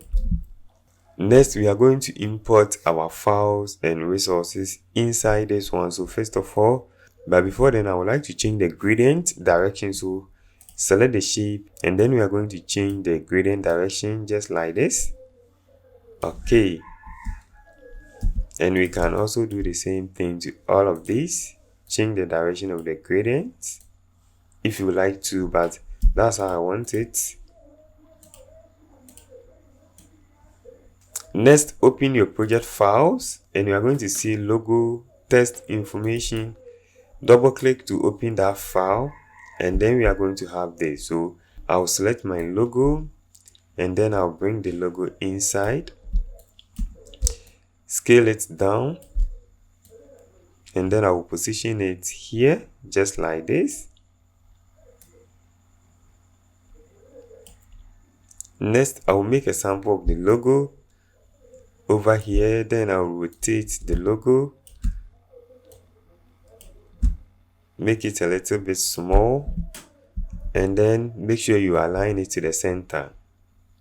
Next, open the logo file, and then I'll click and drag and bring in the next text just like this and position it as well.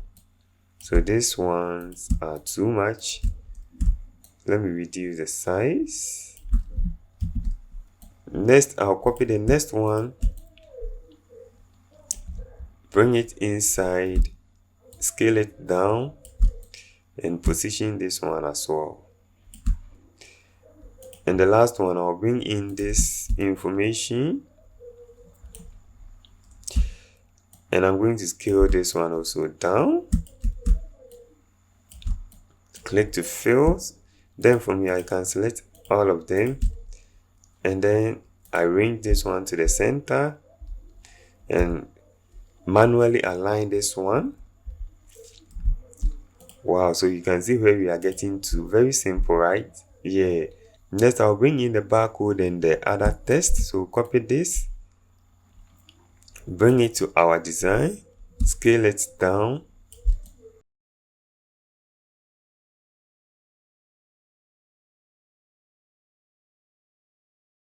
and then manually position this one as you would like.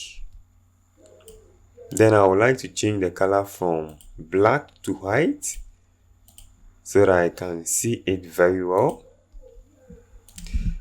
So this place can be any text like the product description, anything that you wish to put there. Then next, I'm going to make a copy of this and then hold down Alt on PC, Option on the Mac, and make a copy to this side, and then I will make a copy to the other side as well. So boom, you can see we are almost done with our design. But before then, let me make a copy of this text, rotate this one, make it a little bit, I'll make it a little bit larger, and then I will change the fill color to white. I'll select that in the product, align this one to the center. I'll select that in the product and align this one to the center. I will make a copy and bring it over here. So make a copy, rotate this, and then position this one as well. So boom, you can see just in few steps we have finished creating our product design. Then from here, I'll select all of these and move it up here. Then I'm going to make this one very small. So select your artboard tool over here. So with the artboard tool selected,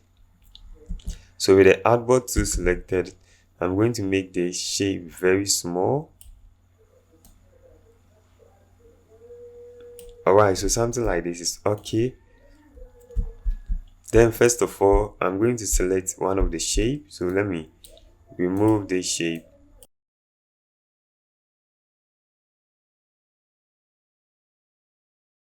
So hold down the shift key to multiply select all of these, and then make a copy and bring it over here. So you can see this is it. We have selected everything. Then enlarge it just like this, and then go to File, Export, Save for Web. Then choose PNG 24 and also increase the percentage to 500 to increase the resolution, and then click on Save.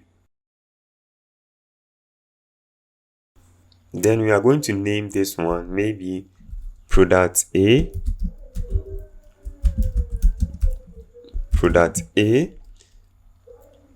Then I'll open where I want to save it and click on Save. Next, I'll select all of them, move it to the other side, and I'll do the same thing by making a copy of this side as well. Click to make a copy. I will enlarge this one.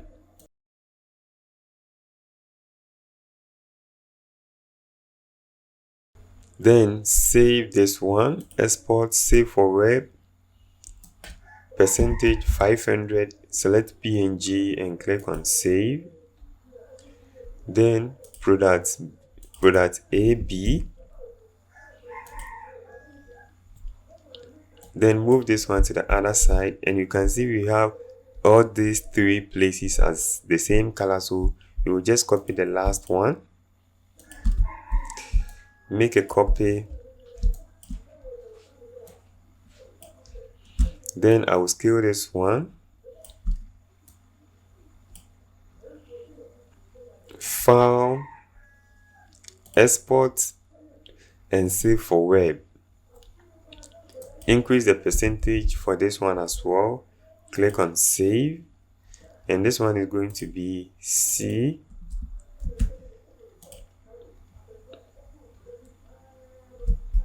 And the first one, you can see we made a mistake by not adding the letters.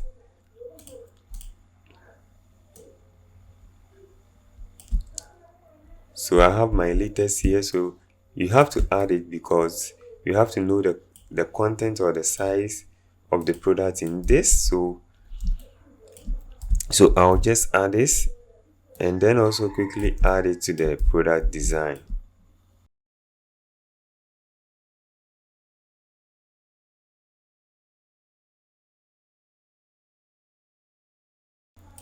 So from here, I would like to save this one again.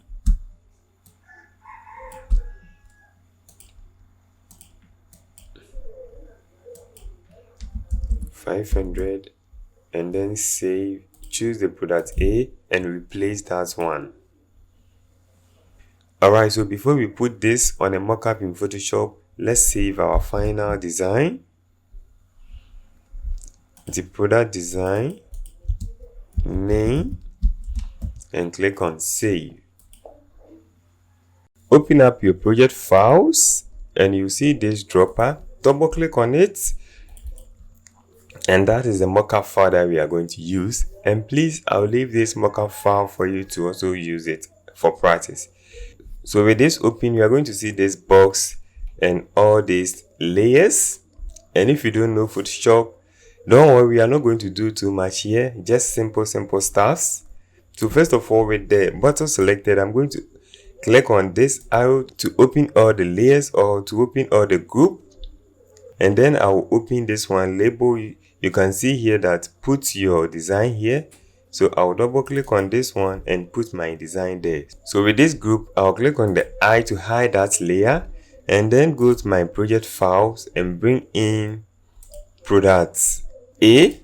So I have my product A. I'll click and drag this one into Photoshop and then I'm going to scale this one to fill the whole place because I want to see the full design on the bottle. Then from here, I'll click on this. But in real situation, you have to design something that will fit the whole bottle, not like what I'm doing. This on professional. Then click on save. Initially, we designed the product box, not the bottle. That's why we are having this problem. So from here, click on save or close this, and it will ask you, do you want to save? And you click on yes. So from here, you are going to get something like this on the bottle, which looks very amazing. Then when you are done, click on the arrow back to bring all the group into one. And then we are going to open this same thing. And you will see, put your design here, put your design here. So first of all, I'll click on the top, double click on it, hide this layer, open your project files. And then I'll bring in product B. Click and drag this one into Photoshop. Then scale this one to fit the whole canvas. Depending on the type of Photoshop you are using, it will require you to hold down the shift key or not. So just try. If you are using the earlier version, you don't have to hold anything. You just have to click and drag to fill the canvas. But if you are using CS6, I think so, that one you have to hold the shift key to keep it in proportion. Then from here, click on close, save changes to Adobe Photoshop document, box top before closing, and then you click on yes. And then you can see we have our design at the top of the box. Next, I'll open the next one, the side box, hide this layer. Then let's open our project files and let me check again. So this is the side. So I'll click and drag this one into Photoshop, leave it here, scale it up to fill the whole canvas, double click on it, close and accept changes. And boom, we have our design also at the side. Then let's do for the front as well. Hide this layer, open our project file and drag in product A into Photoshop. Scale to fill the whole canvas. Double click on it to save and then close. Click on yes.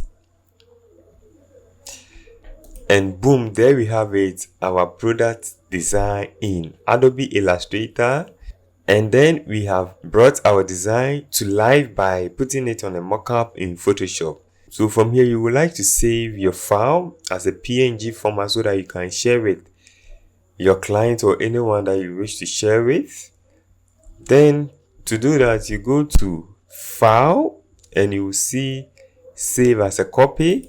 Click on that, or if you are using older version, you just save it as, and then you open the save as type and you choose JPEG, and then you choose where you want to save it to, and maybe you can name it product DB since you have used ABC, and you click on save. Click on OK, and then we have our product save. So when I open the product files, you will see product D over here, and you can see the final output of our design. Looking very amazing. All the text appearing very well. I love this. Since the beginning of the course, this is something that have impressed me, and I love what I have achieved here. So thank you very much for watching this video. Hope you love it as I do. See you in the next one. Hello guys, in this video we are going to look at how to design a mockup in Adobe Illustrator. So without further ado, let's jump right in. So first of all, go to File, New, and create a new artboard using a width of 1280 by 1000 pixels. Click on Create. So a new artboard is going to open for us, and then I'm going to create a rectangle shape to cover the whole artboard, and then click on the gradient and apply a gradient to it. Then I'll double click on this first gradient and I'm going to apply a gradient, and I'll select one of these colors. So let me choose this one. This is 2#. Select this one, double click on the other side and apply the last light gray color to it. Then also I'll change the angle to 120. So open the angle and select 120 so that you are going to have the gradient as a sunlight. So let me show you what I mean. If I increase this gradient here or something like, you see that the gradient looks like a sunlight coming down. So click on this. Let's choose the first one, and there we have it. We have created our background, and then open your project files. And the project files, you are going to see mockup design. Open that and you are going to have all the tools necessary for you to create this mockup. So first of all, what you need to do is to bring in your design, double click on it to open it in Illustrator, and we are going to use this same design that we have done previously. That was an envelope design that we did, and then from here I will increase the size a little bit and place it somewhere here. Then I'll click on Alt Option to make a duplicate and use the arrow keys to align it where I want it to be. Then select the one beneath, go to Effects and select Drop Shadow, and then I will leave the opacity to 35%. Click on OK, and this is what we are going to have. I'm going to apply another one to this. Go to Effects, Stylize, Drop Shadow, and leave the opacity to 20%. Click on OK. Please make sure you copy the settings over here and apply to your work as well. Alright, so from here, this is what we have. Let me drag this one a little bit here. So from here, this is what we have. So we are going to add other resources. So open your project files and you are going to see all these. So first of all, I'd like to drag and drop this plant and then position it as you like. So I have already applied a shadow and everything to it to make life easier for us. So the main idea here is to understand how mockups are created. Next, I will drag in this map into Illustrator, position it as well. So I'll quickly add the other resources and boom, we'll be done from here.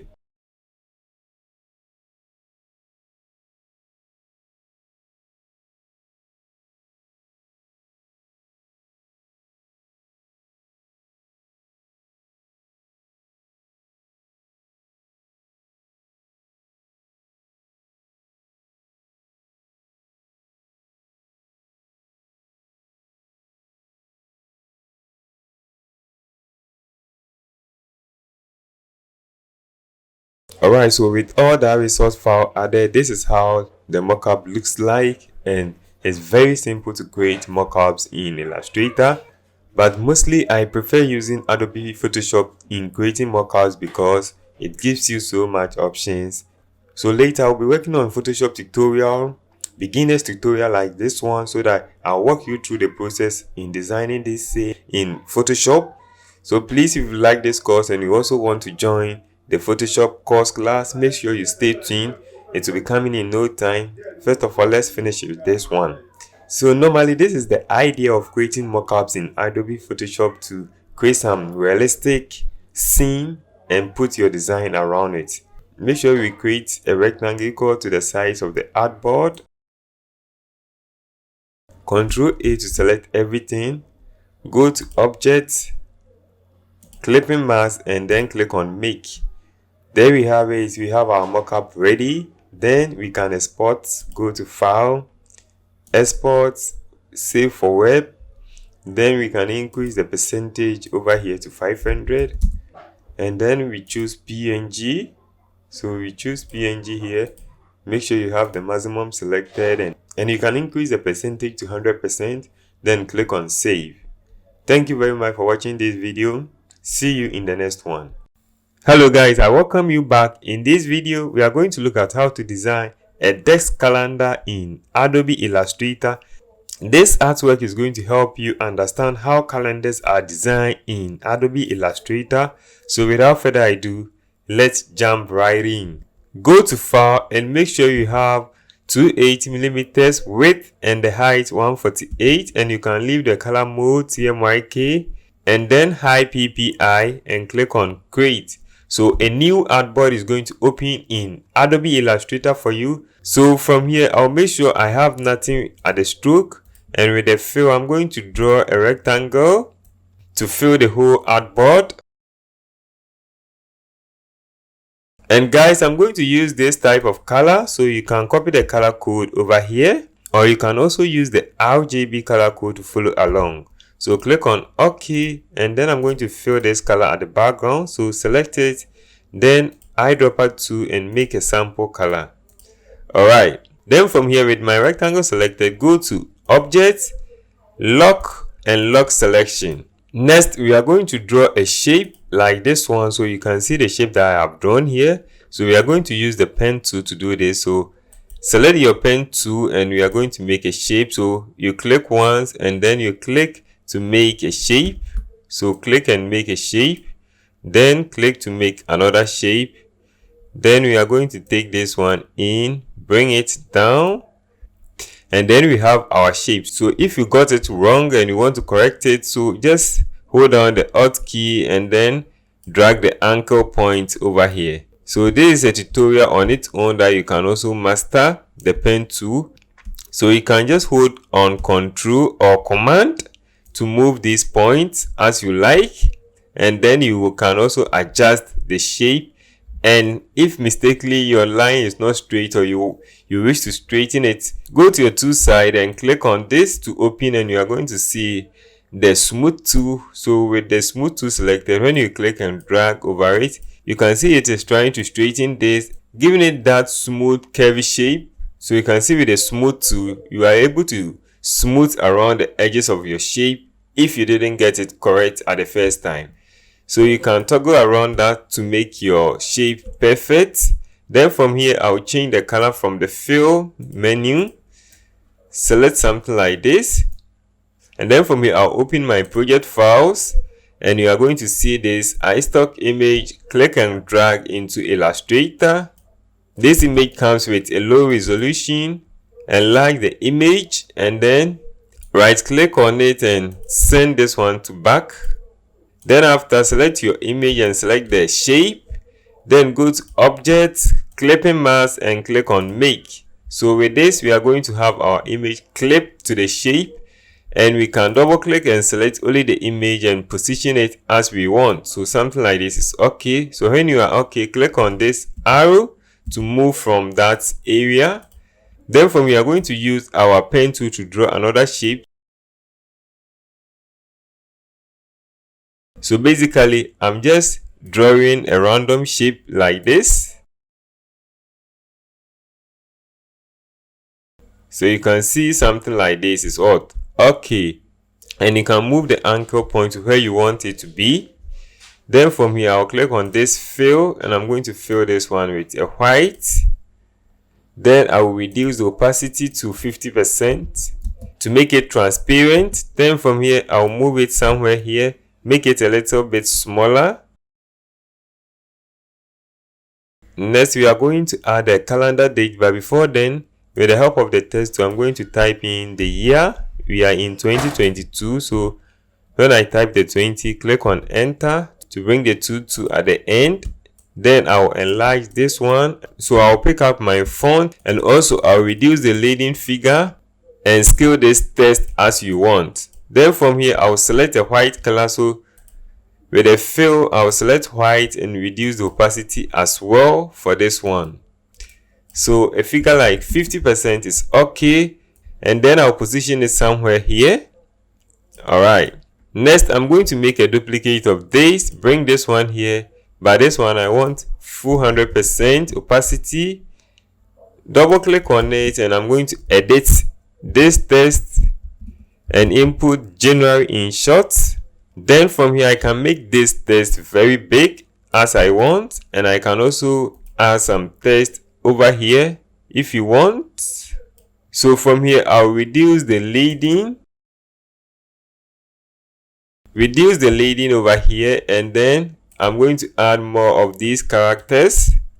So select all of them and give it a white fill, and then we can give it a little leading, something like this. And I would also like to align this one to the center. Then from here, I can change this one from extra bold to light, and I can move this one on top. So select both of them,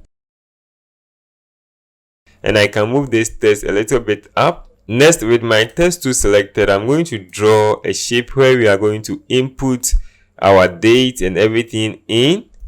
So let me draw it again. Just try again. So something like this is cool.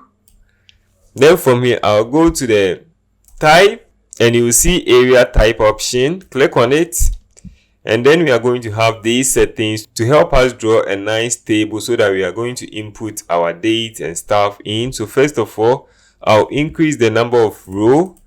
So you can check from my calendar here that the number of row that we have here is 1, 2, 3, 4, 5, 6. So in 2022, in January, we have 6 weeks. So I'm going to make the number of rows 6. And already we know that the column will be 7 because we have 7 days in a week.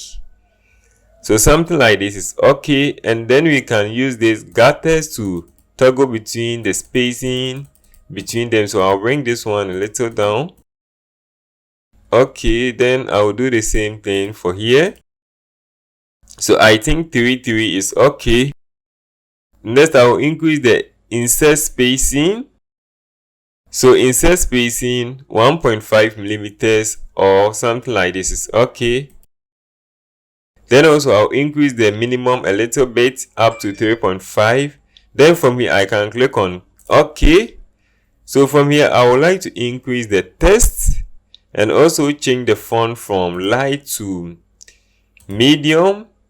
So let me increase the text a little bit.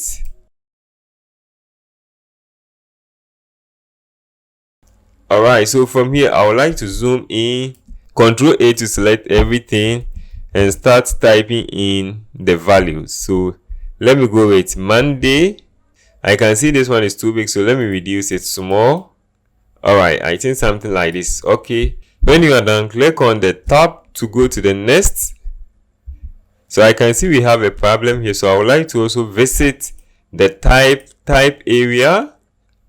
Then I would like to bring the minimum to the center, so a figure like 6 millimeters is okay.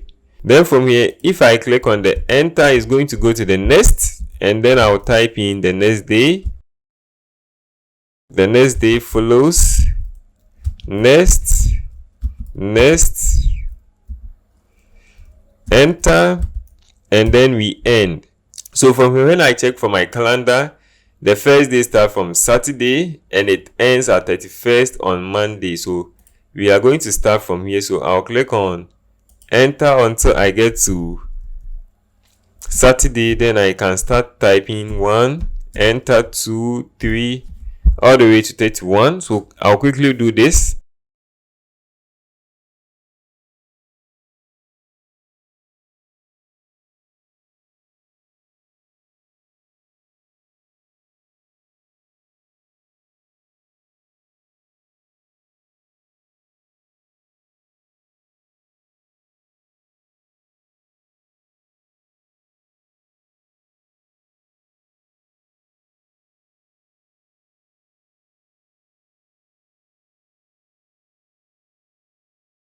Alright, so from here we can see that a left with one space that we need to add. So go to type area, and then we are going to add 1 to this. So click on that and click on OK. Then from here we can have the access to add the other one.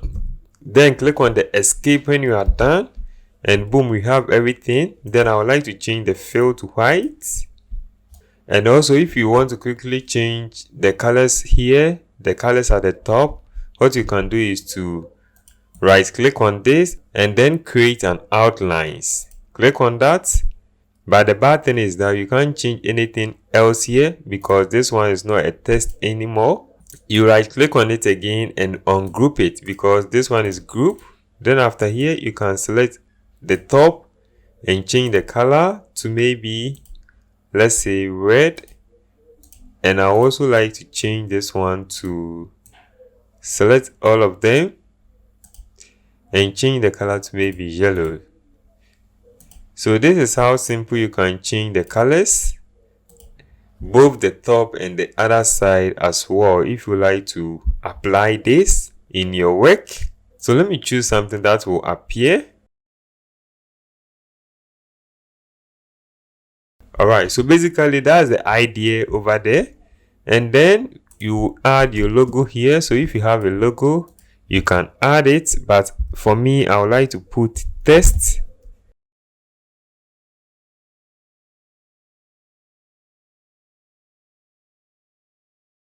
Choose a color for your logo, and boom, we have our desk calendar design in Adobe Illustrator.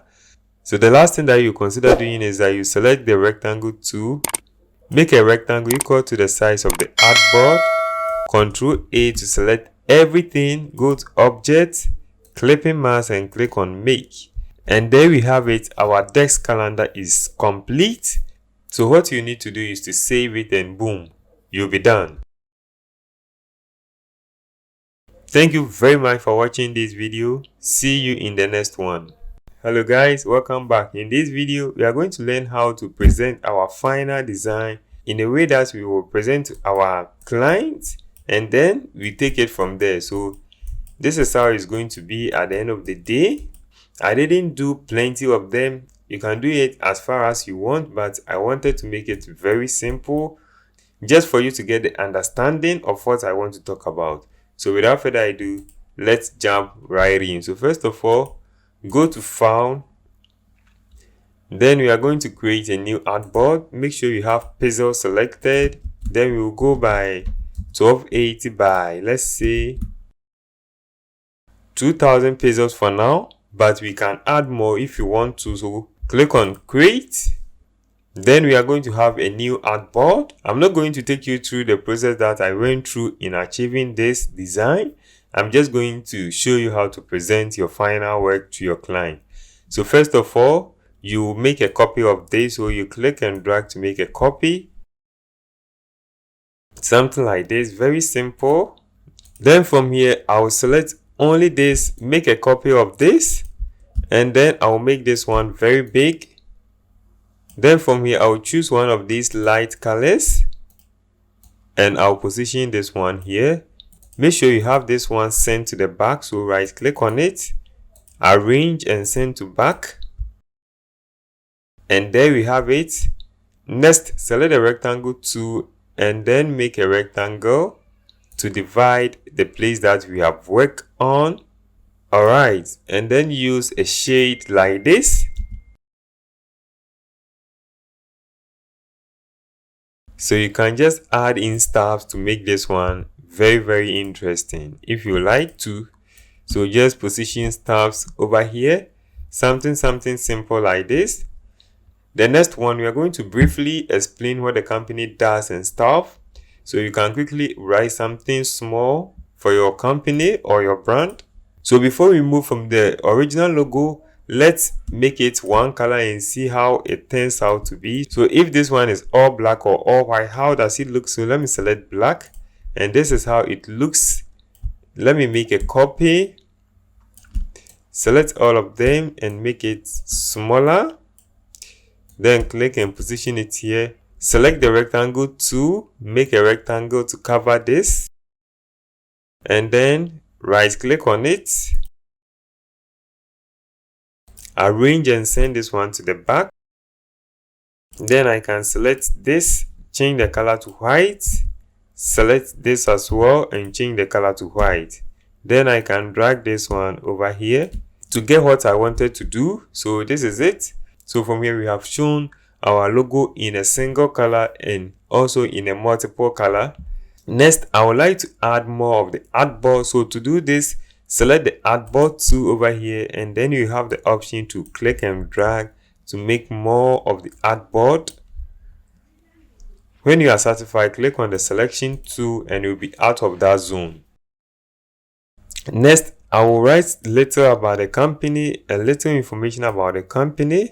So before that, I'll make a shape to cover some space that I'm going to put the text on.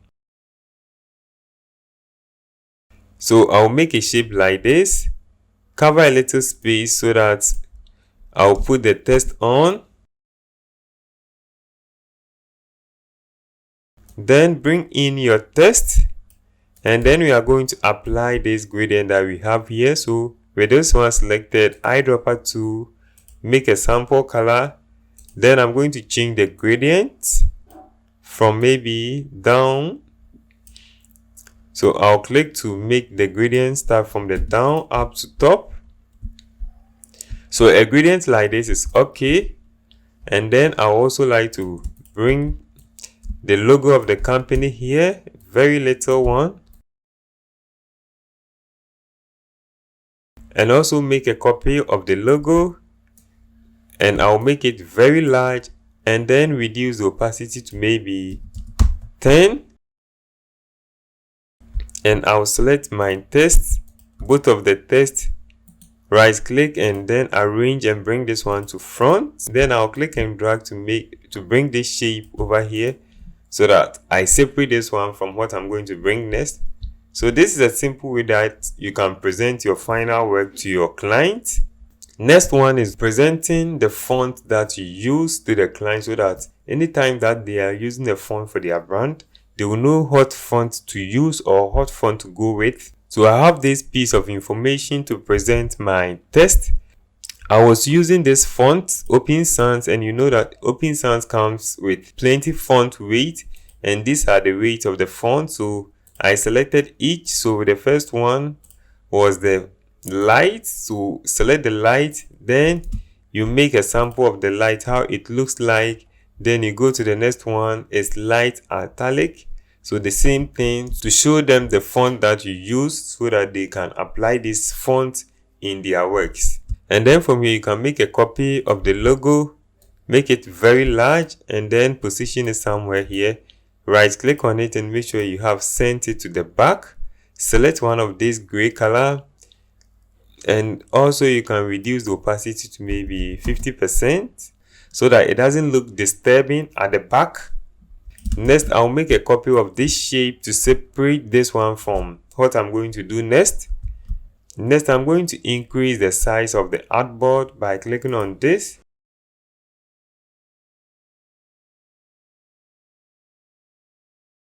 Next, I'm going to add a pattern of the company. So I'm going to use this same logo, make it very small and change the color to maybe black.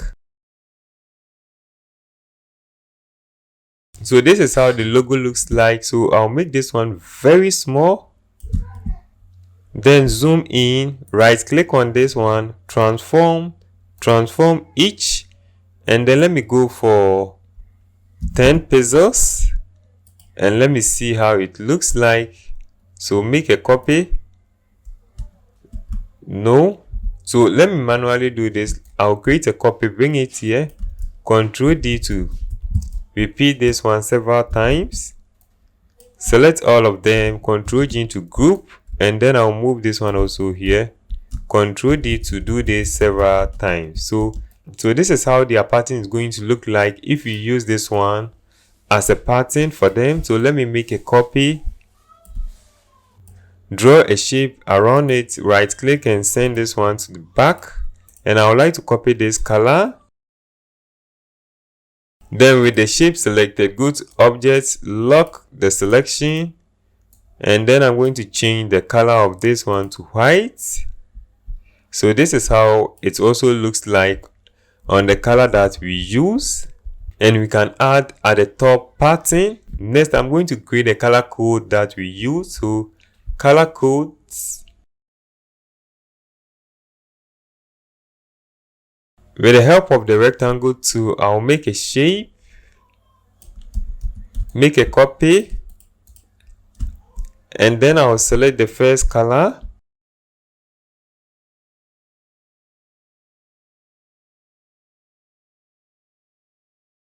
And then with the shape selected, I'll make a copy of this first color. Then also I'll make a copy of the second color as well. Then I'm going to copy this one and also copy this one as well. So with this one selected, open the color and copy the color code. Then I will place this one. So I'll do the same thing for this one. Copy the color code and replace the color code as well. So this is the color code that we have, and we can also add one for the gradient. So with the gradient, it's going to be like both of them, this one slash this one. So we are using the two colors.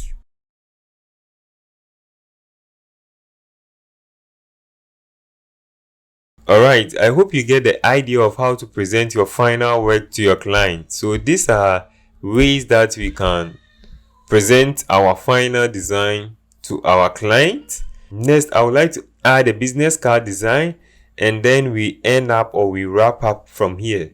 So with the business card, first of all, I'm going to create a shape at the background. So with the help of the rectangle tool, I'm going to draw shapes. Drag this here, another shape, copy, and then I'll make this one a little deep, then this one gray color like this. So from our previous lesson, how we created a business card, let's start something like this. First of all, we are going to apply the pattern of the company. So we have the pattern of the company here. I'll make a copy of the pattern. Then I'll click and drag this pattern over here to create something like this. Then with my shape selected, I'll click on the pattern to apply the pattern over here. But before then, go to Edit, make a copy, edit and paste in place or paste in front, and then we will add one of the gradients on this. I would like to reduce the opacity of this one to maybe 10%. So this is how it looks like when I reduce the opacity. Alright, so something like this is cool, and I would like to add their logo. So bring the logo in front, make it very tiny, small one. Then let me change this color to a little light. Okay, so boom, we have the back of the business card ready. So let's copy this one and do for the front as well. So for the front, I'll click and drag this one here.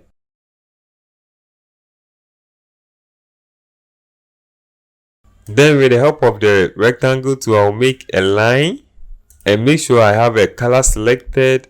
Make this one very tiny and drag this one in place.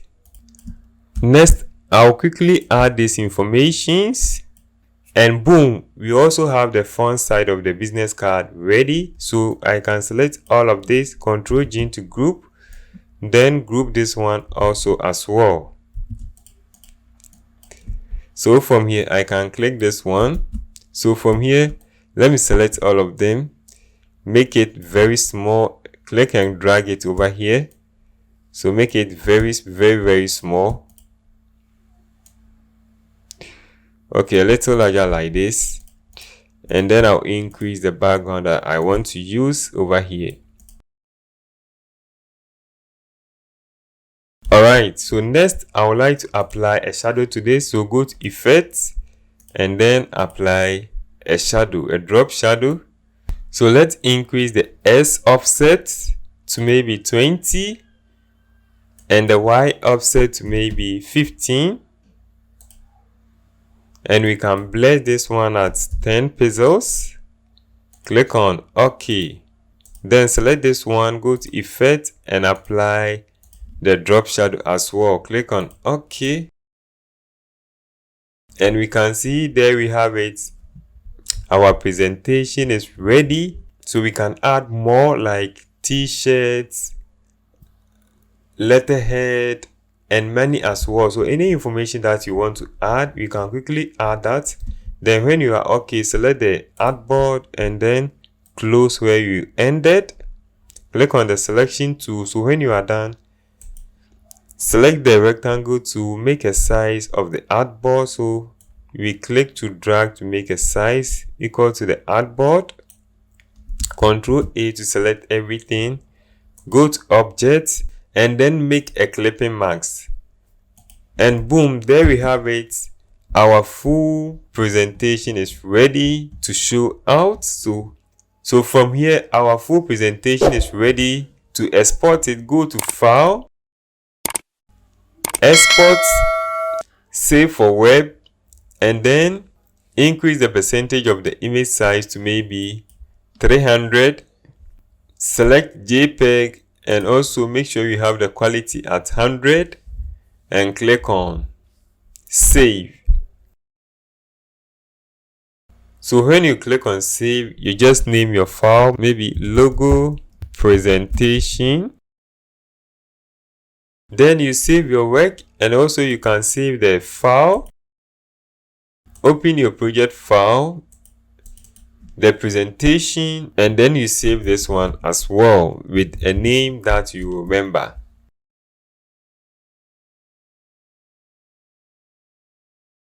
Alright, so thank you very much for joining me on this section. In the next one, we are going to talk about our project and then we have our final words and we close kettle for this. I hope you enjoyed this course. See you in the next video. Alright, finally you made it to the end of the course. Congratulations on your behalf. I'm very excited for you that you're able to follow along. And I know with the information that we have shared together, our life in graphic design is going to be more easier for us. And please, our project is to also redesign the same thing that we have done. So maybe when you are done with the part 1, you share with us. When you are done with project 2, you share with us so that we can also see and give feedback on what you have able to do. Thank you very much for joining me on this course. In no time, Photoshop Masterclass 2 will be dropping. So see you there also. Thank you very much. My name is Solomon. Until next time, bye bye.